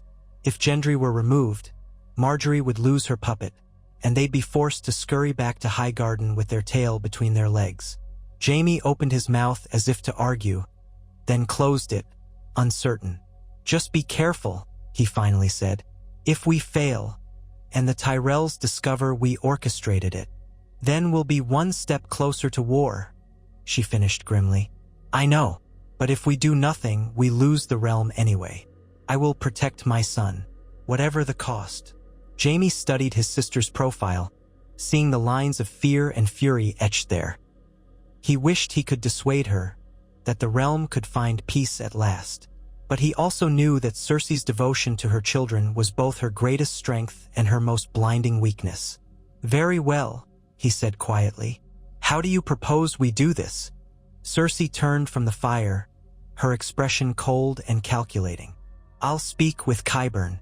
He has ways of gathering less reputable individuals. We'll craft a plan that leads to Gendry's death without traceable ties to us. Then I'll be rid of that black-haired bastard once and for all. Far away, in the Stormlands, oblivious to the shadow lurking in Cersei's thoughts, Gendry and Margaery continued their work. Supplies from Highgarden arrived steadily, including seeds for planting, tools for rebuilding, and skilled laborers who were paid in coin rather than forced levies. Little by little, the battered region showed signs of life. Villages once half-abandoned found new vitality, roads reopened for trade, and Storm's End itself buzzed with the sense that something new was on the horizon. Still, not everyone welcomed this shift. Some Stormlords who had supported Renly once resented the notion that another Tyrell alliance would shape the future. Others, staunchly loyal to Stannis, viewed Gendry as an opportunist. On top of that, rumors of bandit raids persisted. A handful of lesser lords complained that their shipments of grain had been ambushed en route to their keeps. "It's not random theft," Loras said one morning as he, Gendry, and Margaery walked the interior courtyard of Storm's End. The sky was a pale gray, the air damp with the aftermath of a passing storm. These bandits seem too organized. They strike at the right places, often along supply lines. It feels like sabotage. Gendry frowned. Sabotage by whom? Margaery exchanged a glance with Loras. "By anyone who wants to weaken our hold here," she said gently. "It could be the Lannisters or Sellswords in their pay, or even someone within the Stormlands who resents your claim. Or it could be roving outlaws who see an opportunity." Gendry let out a frustrated breath. "We'll need to tighten security. I can't have villagers starving again because our supplies are stolen on the road." Loras nodded. "I've spoken to some of our knights. We'll send patrols along the main routes, and we should ask a few local lords to do the same in their territories, so it doesn't seem like Tyrell men are policing everything." "Good idea," Margaery agreed. "And we should make certain any supply wagons travel with armed escorts." They paused by a section of the courtyard wall that overlooked the sea. The wind whipped across the battlements, carrying the tang of salt. Below, waves pounded the rocks in a steady rhythm. Gendry rested his palms on the stone edge, gazing out. "I'm tired," he admitted quietly. "Tired of the constant threat, the feeling that we're always one misstep away from losing everything." Margaery stepped closer, placing a hand on his back. "I understand, but you're making a difference. The Stormlands were broken, and every day we see small improvements. You've come so far." He turned to look at her, a hint of a weary smile on his lips. "I have you to thank for half of it. You and your family. I just hope your grandmother doesn't regret this alliance." Margaery laughed softly. "Trust me, grandmother is rarely regretful once she sets her mind to something. If she believed this was a lost cause, she never would have supported it. She sees potential in you, in us. She wouldn't waste her time otherwise." Loras cleared his throat, stepping away to give them a moment of privacy. Gendry straightened, letting Margaery's words bolster him. A swirl of uncertain emotions pressed in on him. Gratitude, fear, determination.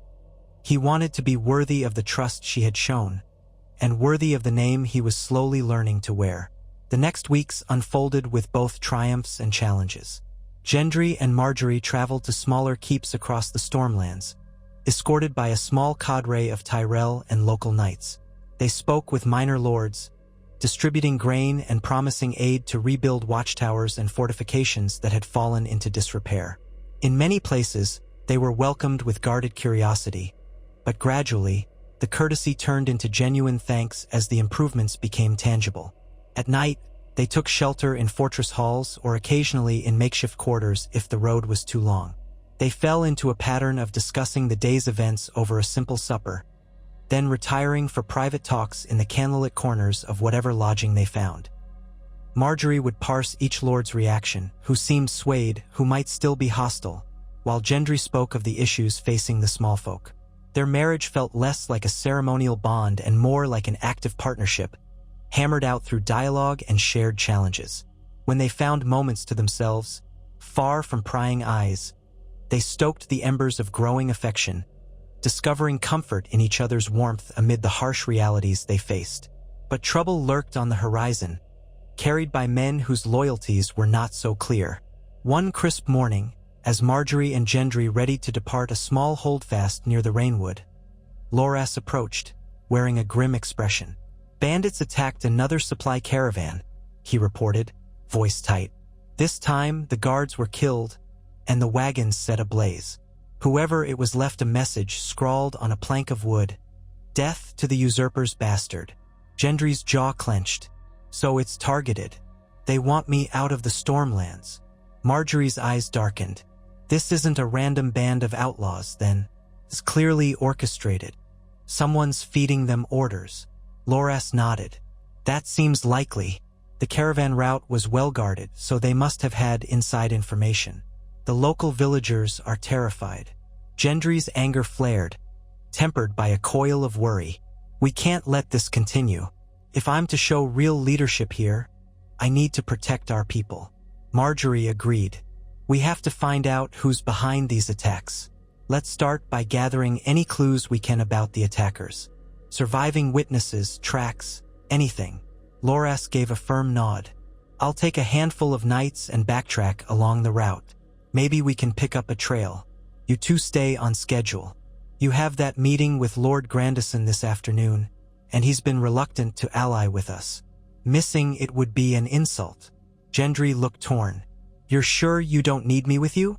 Loras gave a faint smile.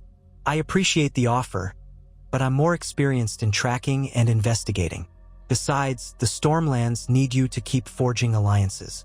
You're the figurehead for this entire project." Margaery laid a reassuring hand on Gendry's arm. "Loras will be fine. He's hunted down outlaws before. Let's go meet with Lord Grandison. The more allies we have, the less likely these saboteurs will succeed." So they parted ways. Loras led a contingent of knights north, tracking the outlaws while Gendry and Margaery rode east toward Grandison lands. Their journey took them through dense forests of storm-warped trees and across narrow rivers. Margaery noticed how Gendry's gaze swept the surroundings, wary of ambush. A pair of Tyrell knights rode close behind them, also vigilant.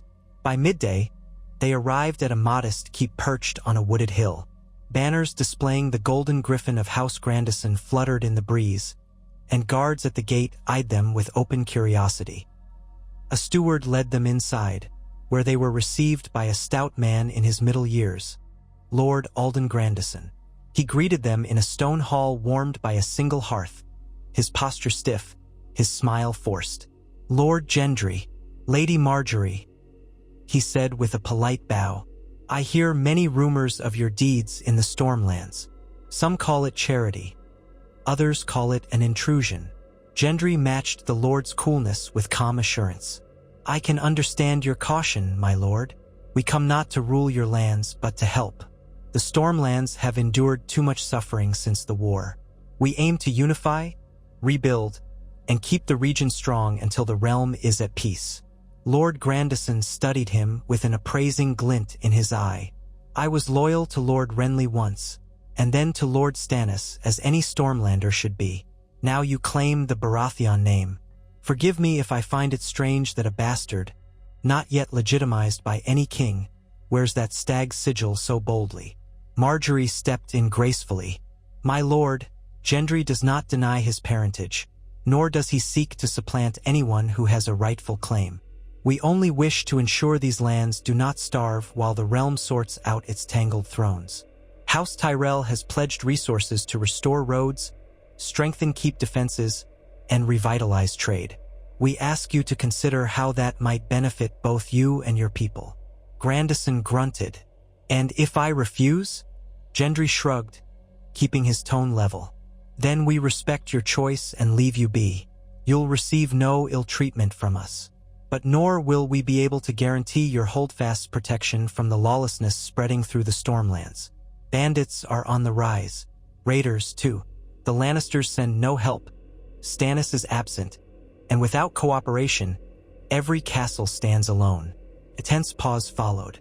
Lord Grandison let out a soft chuckle that lacked humor.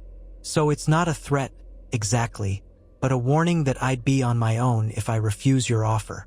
Margaery inclined her head gently. "We cannot force you, my lord. We do, however, hope you'll see the wisdom in unity. Should the day come when Stannis returns, you will still have your autonomy. We merely keep the Stormlands intact in his absence." Grandison eyed them both, then called for wine. While servants poured goblets, he led them to a small table near the hearth.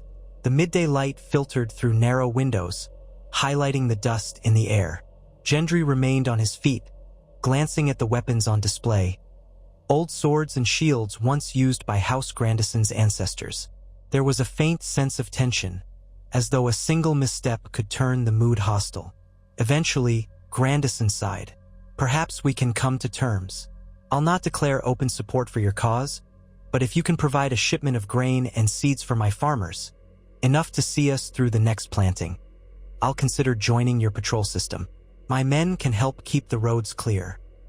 Gendry nodded, relief carefully hidden beneath a composed exterior. "That's a fair start." Margaery smiled warmly. "Indeed, my lord. Thank you. We'll dispatch wagons at once. And as a gesture of goodwill, we'll include materials for repairing any damaged outbuildings in your village. We only ask that you keep an open mind about future cooperation." Grandison gave a curt nod. "Very well. I can't promise more than that for now, but I'll see how it unfolds."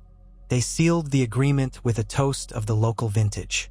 Though Lord Grandison remained guarded, Gendry and Margaery left the keep knowing they had inched closer to winning another ally, or at least staving off another adversary. When they rode away in the late afternoon, accompanied by their escort, Margaery felt a quiet surge of satisfaction. One more piece aligned, however precariously, on the board. Yet, as they departed Grandison lands, tension hung in the air. The forested roads felt too still, the hush broken only by the wind through the trees. The knights accompanying them became alert, hands resting on sword hilts.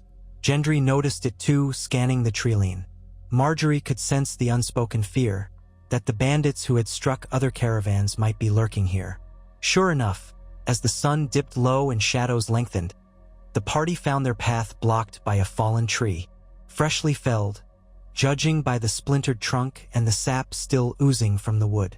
The knights reined in their horses abruptly, forming a protective semicircle around Gendry and Margaery.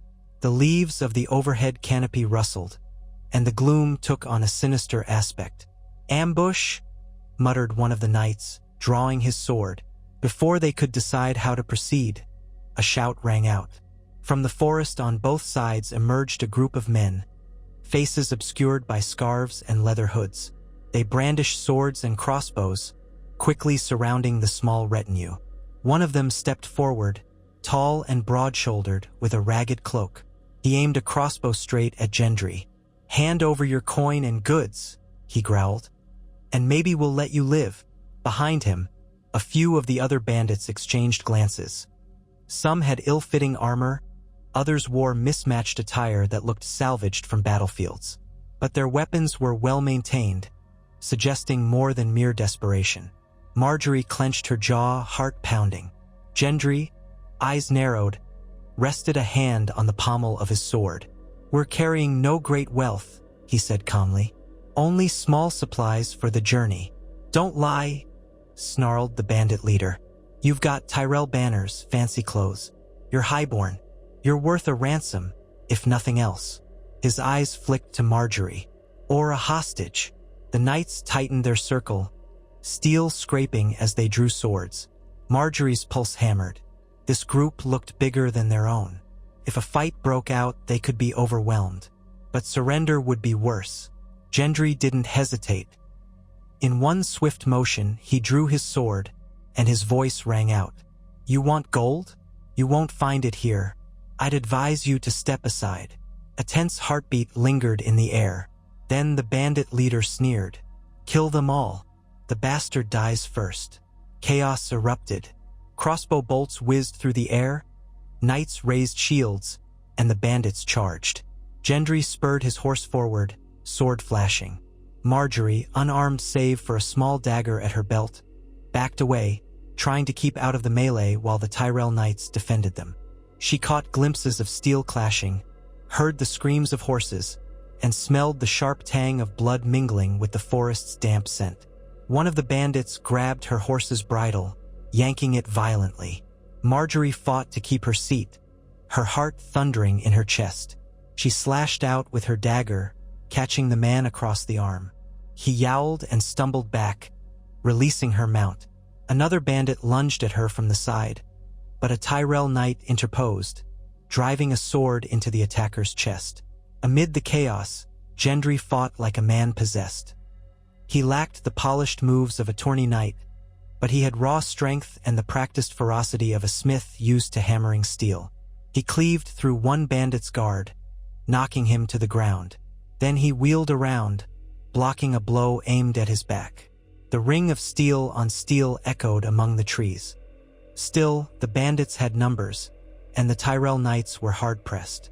Margaery felt a bolt of panic as she saw one knight fall, a crossbow quarrel protruding from his throat. She spurred her horse away, her mind racing. They could be surrounded if they didn't break through. The fallen tree still blocked the path ahead, and bandits pressed in on both sides. Suddenly, a roar sounded from the road behind them. Margaery twisted in her saddle to see a new group of riders thundering onto the scene. Men in piecemeal armor, but not the same as the bandits. Their banner was unfamiliar, a ragged cloth of silver and black. They crashed into the bandits' flank, swords and axes swinging. The ambushers yelped in surprise, turning to defend themselves. Reinforcements! Gendry shouted to Margaery, ducking a blow. She had no idea who they were, but they were attacking the bandits, not them. That was enough for now. With the enemy's attention split, Gendry bellowed for the Tyrell knights to push forward. They charged, swords glinting, cutting a path through the disoriented outlaws. Some of the bandits broke and fled into the forest. Others fought on desperately. The tall leader tried to rally his men, but an axe-wielding rider from the newcomers barreled into him, toppling him from his feet. Moments later, the man's screams ended abruptly. As quickly as it began, the fray turned in Gendry's favor. The last of the bandits fled or lay dead. The new arrivals formed a loose perimeter, letting Gendry and Margaery's group catch their breath. Margaery dismounted shakily, checking on the wounded. 2 Tyrell knights were dead, a third bleeding badly from a crossbow wound. Gendry, panting and spattered with blood, rushed to her side. "Are you hurt?" he demanded, eyes wild with concern. She shook her head, though her heart still hammered. "I'm all right. Are you?" He grimaced at a gash on his forearm. "I'll live." Then he looked at the newcomers warily. "But who are they?" One of them rode forward, a tall woman with a braided mane of dark hair. She raised a hand in greeting. "I'm Sabra Storm," she said, her voice carrying easily. "I lead this company." "Storm," Gendry echoed, wiping sweat from his brow. "You're a bastard of the Stormlands?" She nodded proudly. "I of House Errol, or so I'm told. We're a free company, riding the Stormlands to keep the peace. We track outlaws and brigands. There's enough trouble here for an army. We saw your fight and intervened." Her eyes flicked to Gendry's surcoat, noticing the stag and rose sigil. "You must be the one they talk about. The bastard of Robert come to set things right." Gendry managed a wry smile. "That's me. Thank you for the rescue." Sabra dismounted, planting her hands on her hips. She wore a patchwork of mail and leather, and her expression was both confident and curious. "It's about time someone took notice of all the scum roaming these woods. We've been picking off bandits for months, but they just keep sprouting like weeds." Margaery, still catching her breath, stepped forward gracefully. "Lady Margaery Tyrell," she introduced herself, meeting Sabra's eyes. "We're grateful for your assistance. Those men threatened us openly." Sabra shrugged. "You're welcome. My people deserve some coin for their trouble. We risked our hides." Gendry nodded, gesturing to one of his knights to open a small coffer. "We can pay you something for your help, but I might have a better proposition." Sabra raised an eyebrow. "Oh, we're trying to restore order here, Gendry explained. "We're establishing patrols, but we need capable fighters who know these forests and roads. If your company is for hire, I can offer you consistent wages to protect our supply lines and root out these bandits." Sabra rubbed her jaw thoughtfully. "A contract, is it? Regular pay and the blessing of a highborn house to do what we're doing anyway." She let out a short laugh. "Could be we're interested, but can you afford us?" Margaery drew herself up. "We're backed by House Tyrell. We can afford you." Sabra nodded slowly, scanning the faces of her riders. "All right then. We'll need details, where to patrol, how often we get paid, what rules we follow. But if it means putting an end to scum like this," she gestured at the fallen bandits, "we'll consider it." Gendry looked at Margaery, who nodded in encouragement. This could be an unexpected boon, forming an alliance with a local mercenary company that understood the terrain. It would mean paying out gold, but the payoff in security could be worth it, especially if these outlaws were indeed connected to something larger. He turned back to Sabra. "We'll draw up terms when we get back to Storm's End." "Agreed," Sabra said, offering her hand. Gendry gripped it firmly, sealing the makeshift pact. In the aftermath, they cleared the fallen tree from the road, Sabra's riders setting to work with axes, and tended to their dead. Margaery felt a pang of sorrow as the Tyrell knights were wrapped in cloaks for later burial. Gendry stood by, a grim expression carved into his features. War had once again found them on a lonely road. The realm was still far from any semblance of peace. When they finally arrived back at Storm's End, it was late. Torches flickered along the walls, and their party was met with concerned faces among the guards. Word spread quickly of the ambush, and a hush of tension settled over the courtyard. Ser Gilbert Faring came to greet them, relief evident in his stance when he saw they were alive. "Lord Gendry, Lady Margaery, you're safe," he said, bowing. "I heard there was trouble on the road." Gendry dismounted carefully, cradling his wounded arm. "Bandits. Organized ones. We might have lost if not for a mercenary company that intervened." He gestured to Sabra Storm, who remained mounted alongside half a dozen of her riders, looking around the courtyard with interest. Ser Gilbert frowned. "More bandits? They grow bolder by the day. We must root them out." Margaery nodded, swallowing the dryness in her throat. "Yes, we nearly lost everything. We should speak more in the morning.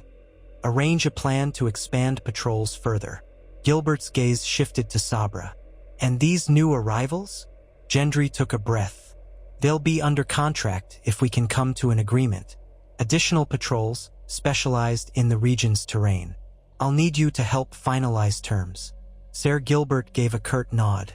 "Very well. For now, let's see to your wounds and your men."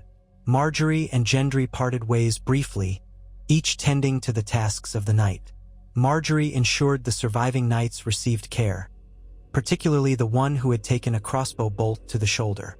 She sought out the maester who served at Storm's End, instructing him to use every method possible to save that man's life. Then she checked on Gendry, who sat in a dimly lit chamber while a servant cleaned and bandaged the gash on his arm. He winced, but offered her a wan smile. "It's just a scratch." She studied his face, the shadows under his eyes. "It could have been so much worse. We lost good men out there." He nodded heavily. "I know, and it's on my shoulders to prevent it from happening again. I'm not sure if it's the Lannisters behind this, or just local forces who don't want me here." Margaery set a gentle hand on his uninjured shoulder. "We'll find out.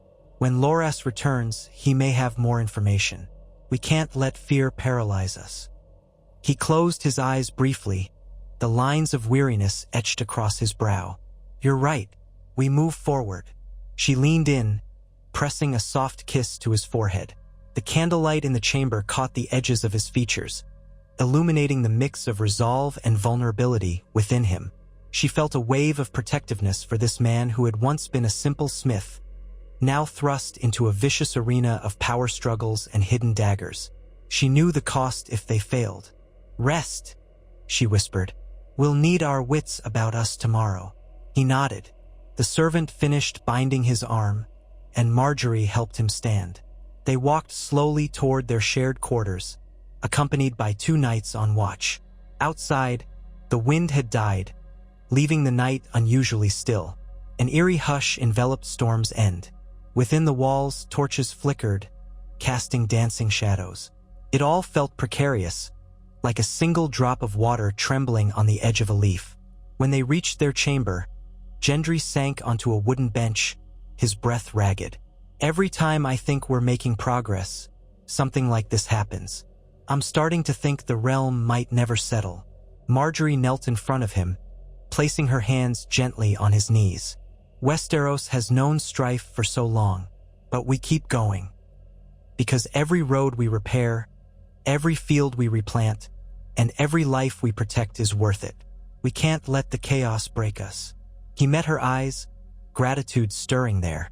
You always know how to give me hope. Hope? She echoed, rising to cup his face in her palms. Hope is a fragile thing, but it's all we have. He reached up, covering her hand with his. In the quiet hush of the room, they found solace in each other. The stony fortress walls, the lingering stench of blood, and the memory of battle receded, if only for a short time. By the next morning, the camp was awash with new activity. Sabra Storm and her riders set up outside the fortress gates, negotiating their contract with Ser Gilbert and Loras, who returned that same day, looking travel-worn but resolute. He and his knights had discovered a hideout in the woods that appeared recently abandoned, littered with Lannister coins. It was enough evidence to strongly suggest that the bandits were being financed by someone in King's Landing. When Loras relayed this news to Margaery, Gendry, and Olenna, who had arrived 2 days earlier to check on their progress, the Queen of Thorns tapped her cane against the floor in agitation. Lannister gold. Of course, that old lioness won't leave well enough alone. Gendry frowned. So Cersei is paying outlaws to disrupt us. She's determined to see me dead. Olenna's tone was icy. She always did have a vindictive streak, and if these attacks continue, it could unravel the alliances you've built. People will fear traveling or trading in the Stormlands. Margaery wrapped her arms around herself, feeling a chill. We must stop these paid saboteurs. If we can show the Stormlords that we can keep the roads safe, it will strengthen our position. Olenna arched an eyebrow. Then do so, child. Hire this mercenary woman, Sabra Storm, coordinate with Ser Gilbert, deploy your knights, and for the Seven's sake, stay vigilant. Cersei would love nothing more than to kill you both in some carefully arranged bandit raid. Gendry glanced at Margaery, tension in his eyes. We'll be careful. Thus, the next phase of their effort began in earnest. Sabra Storm's free company was contracted to patrol the thickly wooded roads, a boon to Tyrell knights who lacked the same knowledge of the terrain. Over the following weeks, ambushes lessened. The outlaws still struck from time to time, but more often, they were met with fierce resistance. Captured bandits revealed, under questioning, that a mysterious benefactor paid them in gold and instructed them to make sure no Tyrell supplies reached their destinations. Some pointed to a hooded figure who bore a golden lion crest under his cloak. It was more than enough to confirm that Cersei was behind these covert strikes, funneling Lannister coin in an effort to undermine Gendry. Word trickled out among the Stormlords as well, fueling resentment toward the Lannisters for meddling in their region. The plan began to backfire against Cersei. Her sabotage attempts only hardened the determination of those who saw Gendry as a better alternative to Lannister tyranny. More knights came to Storm's End, swearing guarded loyalty or at least a willingness to work with Gendry, especially as the shipments of grain and materials continued unabated. One afternoon, a messenger arrived bearing a sealed letter for Margaery, stamped with the sigil of the faith in King's Landing. She opened it warily in her solar, with Gendry at her side. As her eyes scanned the parchment, her lips thinned. "Cersei's latest move," she murmured, handing the letter to Gendry. "The High Septon is summoning me to answer for the dissolution of my marriage to King Tommen in a faith ceremony." Gendry's face darkened. Dissolution? But that marriage was never properly consummated. And you were his queen, but everything fell into chaos after Joffrey's death. Surely that's behind us. Margaery shook her head. Not in Cersei's eyes. The Faith, or at least the High Septon, might declare our current union invalid. They could claim I'm still bound to Tommen in the eyes of the Seven. Anger flared in Gendry. That's ridiculous. It's the Faith's prerogative to define such matters, Margaery said, taking the letter back and reading it again. Cersei must have convinced the High Septon to challenge my remarriage. If they declare our marriage sinful or adulterous, it gives them an excuse to excommunicate us, or encourage lords to withdraw support. The Faith has become a strong force in King's Landing lately, with common folk rallying to its cause. Gendry blew out a frustrated breath. What do we do? Margaery paced the room, her skirts rustling on the stone floor. If I ignore the summons, the High Septon could pronounce me a heretic. If I comply and go to King's Landing, I'll be at Cersei's mercy. No doubt she'll plan something to trap me. Either path is dangerous. He reached for her hands, steadying her. I won't let you go there alone. She gave a bitter laugh. If I go, you can't exactly show yourself in the capital. Cersei would seize you, brand you a traitor, and have you executed before you could blink. No matter how many men you take, the Red Keep is the Lannisters' domain. It would be a suicide march. A tense silence fell between them. Finally, Gendry said, Then we must find another way. We could try to negotiate with the High Septon from a distance, or bribe him, or... She shook her head. He's under Cersei's thumb, or at least aligned with her. Bribery might not sway him. Perhaps we can gather enough support from other Septons or from the more moderate voices in the Faith. If they see all the good we're doing here in the Stormlands, they might refuse to condemn me. He kissed her hands, worry etched in his features. I won't let them tear you away from me. They can declare what they want. In the end, we'll stand together. She smiled sadly. Your devotion means the world to me, Gendry, but let's not underestimate the power of the Faith in a realm still reeling from war. The small folk cling to the Seven in their suffering. The High Sparrow once had the city in his grip. Even though that particular High Sparrow is gone, the Faith militant remains strong. He nodded, jaw clenched. We'll talk to Olenna, Loras, Ser Gilbert, see if there's a diplomatic approach. If not, we'll figure something else out. As they feared, the letter from the High Septon was only the beginning. Within days, word spread that the Faith was questioning Margaery's spiritual fitness, claiming she was living in sin with a man who was not her lawful husband. Cersei's whisper campaign in King's Landing stoked these fires, painting Gendry as a false Baratheon leading the Tyrells astray. Olenna Tyrell bristled at the news, calling Cersei every vile name she could muster. Loras proposed leading a small armed escort to King's Landing to protect Margaery if she chose to face the Faith's questioning. But Olenna insisted that riding into the city with a show of force would only provoke the Faith militant, risking an all-out brawl in the streets.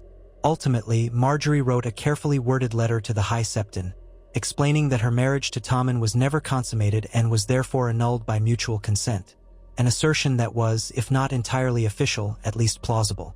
She invited the Faith to send a delegation to the Stormlands to witness firsthand the charitable works being done under her aegis, hoping to demonstrate her piety and good intentions. It was a bold and somewhat desperate gambit, but it bought them time. As the tension with the Faith simmered, Gendry continued to strengthen ties among the Stormlords. Saberstorm's free company proved invaluable in clearing out pockets of brigands, many of whom turned out to have Lannister coins in their purses. When confronted with these proofs, even some of Stannis's more skeptical knights began to suspect that Gendry's presence was beneficial. After all, why would the Lannisters pay outlaws to harass Stormlanders if not to keep them weak? One evening, in a council gathering in Storm's End's Great Hall, Gendry stood with Margaery beside a table spread with maps. Around them stood a mix of Tyrell knights, Saberstorm, Ser Gilbert Faring, and a handful of Stormland lords. Candlelight flickered over the parchment, illuminating the roads and keeps they had stabilized, and highlighting the places still marked by hostility or chaos. Gendry placed a hand on the region near the King's Road. We've reports that a large band of mercenaries is moving south along the route from the Windwater. They're about 100 strong, well-armed. We don't know if they're also in Lannister pay or if they're just looking for an easy target. Sabra tapped the hilt of her sword. My scouts saw them. They fly no banners, but they keep discipline. Not simple bandits. Ser Gilbert studied the map. They could be looking to hire themselves out to the highest bidder, or they could be after plunder. Either way, they'll threaten any caravans we send north. Margaery ran her fingers over the route on the map. If they intend to harass us, we need to be ready. We should bolster the watchtowers here, near these crossroads. Force them to show their intentions. One of the Stormland lords, Lord Connington, a cousin to the main branch of that house, stepped forward. I can spare 50 men to man the watchtower near the Wendwater crossing. If House Tyrell can provide supplies, we'll hold it. Gendry nodded, gratitude evident in his eyes. That's generous, Lord Connington. We'll send food and basic siege equipment. If this mercenary band tries to force the crossing, you can hold them off until reinforcements arrive. Another Stormlord, Ser Bryce Caron, rubbed his chin. We should also station some cavalry at the next keep south. That way, if these mercenaries slip past the tower, we can intercept them. Margaery gave a small, approving smile. Excellent idea, Ser Bryce. With enough coverage, we'll make it too costly for them to bother us. They spent the next hour organizing troop movements, supply logistics, and signals for communication in case of attack. Margaery noticed how seamlessly Gendry conducted himself now. He listened carefully to each lord's suggestion, weighed the options, and offered decisive plans. Though a faint uncertainty still flickered in his eyes at times, his confidence had grown, and so had the loyalty of the people in that room.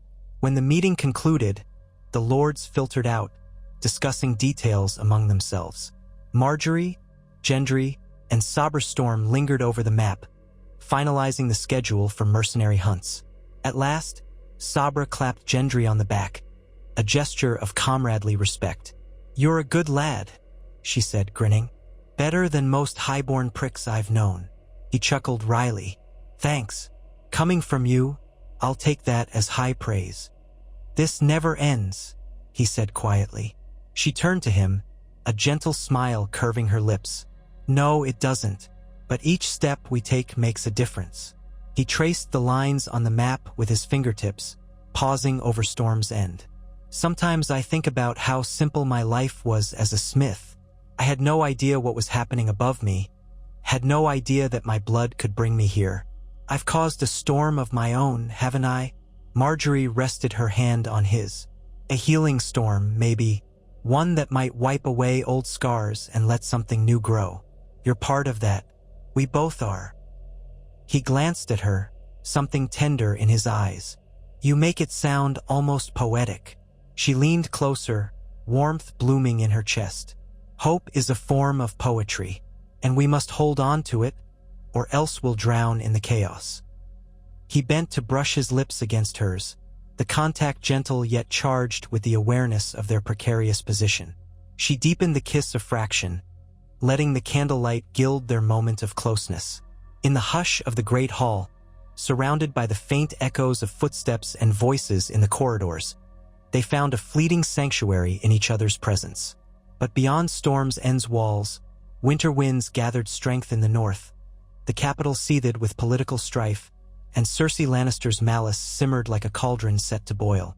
Even as the Stormlands inched toward unity under Gendry and Margaery's stewardship, the rest of Westeros tilted ever closer to the next upheaval. Swords would not remain sheathed forever, nor would the ravens remain silent. A single rumor, a single betrayal, a single shift in fortune could plunge them back into the darkness of war. Margaery Tyrell, Baratheon now by marriage, could only hope that the seeds of cooperation they had planted would flower quickly enough to withstand the tempests ahead. If they managed to hold the Stormlands and maintain their alliances, perhaps they could weather whatever Cersei unleashed next. And if they failed, there would be no second chances. In the cold pre-dawn of the next day, while most of Storm's End slept, Margaery rose from bed. Gendry stirred beside her, but she whispered for him to rest. Pulling on a cloak, she slipped into the corridor, descending the winding stair to the courtyard below. The early light revealed a sky tinged with the pale grays and faint pinks that heralded sunrise. Servants bustled quietly, lighting torches and preparing for the day. She made her way onto the outer wall, where a lone watchman nodded in recognition. Leaning against the battlements, she looked out over the sea. The horizon was a band of lavender and gold, mirrored in restless water. The wind tasted of salt and distant storms. She thought of everything that had happened since she left King's Landing, her desperation to escape Cersei's clutches, the tenuous hope that Gendry might be the key to a better future, and the surprising depth of the bond that had grown between them. Perhaps, she thought, the storms ahead were as inevitable as the turning of the seasons, but she would face them with the same determination she had shown in every challenge. She was no longer just a rose in the Lannister lion's den. She was a rose planted in rocky soil, forging roots strong enough to hold through any tempest. And by her side stood Gendry, a Smith-turned-lord with Robert's blood in his veins and a heart that beat fiercely for justice. Together, they had forged a marriage that was neither holy love nor holy politics, but a hybrid of mutual respect, duty, and a warmth that grew brighter each day. In the sky, the sun's rim broke over the edge of the world, casting a shimmering path across the waves. Margaery felt a strange surge of hope. Perhaps this day would bring new challenges, or perhaps it would bring relief. Likely both, for such was the nature of life in Westeros. But for now, she let the light bathe her face, choosing to believe that dawn could bring renewal, and that, in the Stormlands at least, something new and strong was taking root, uniting golden roses with the black stag, rising to meet the trials yet to come.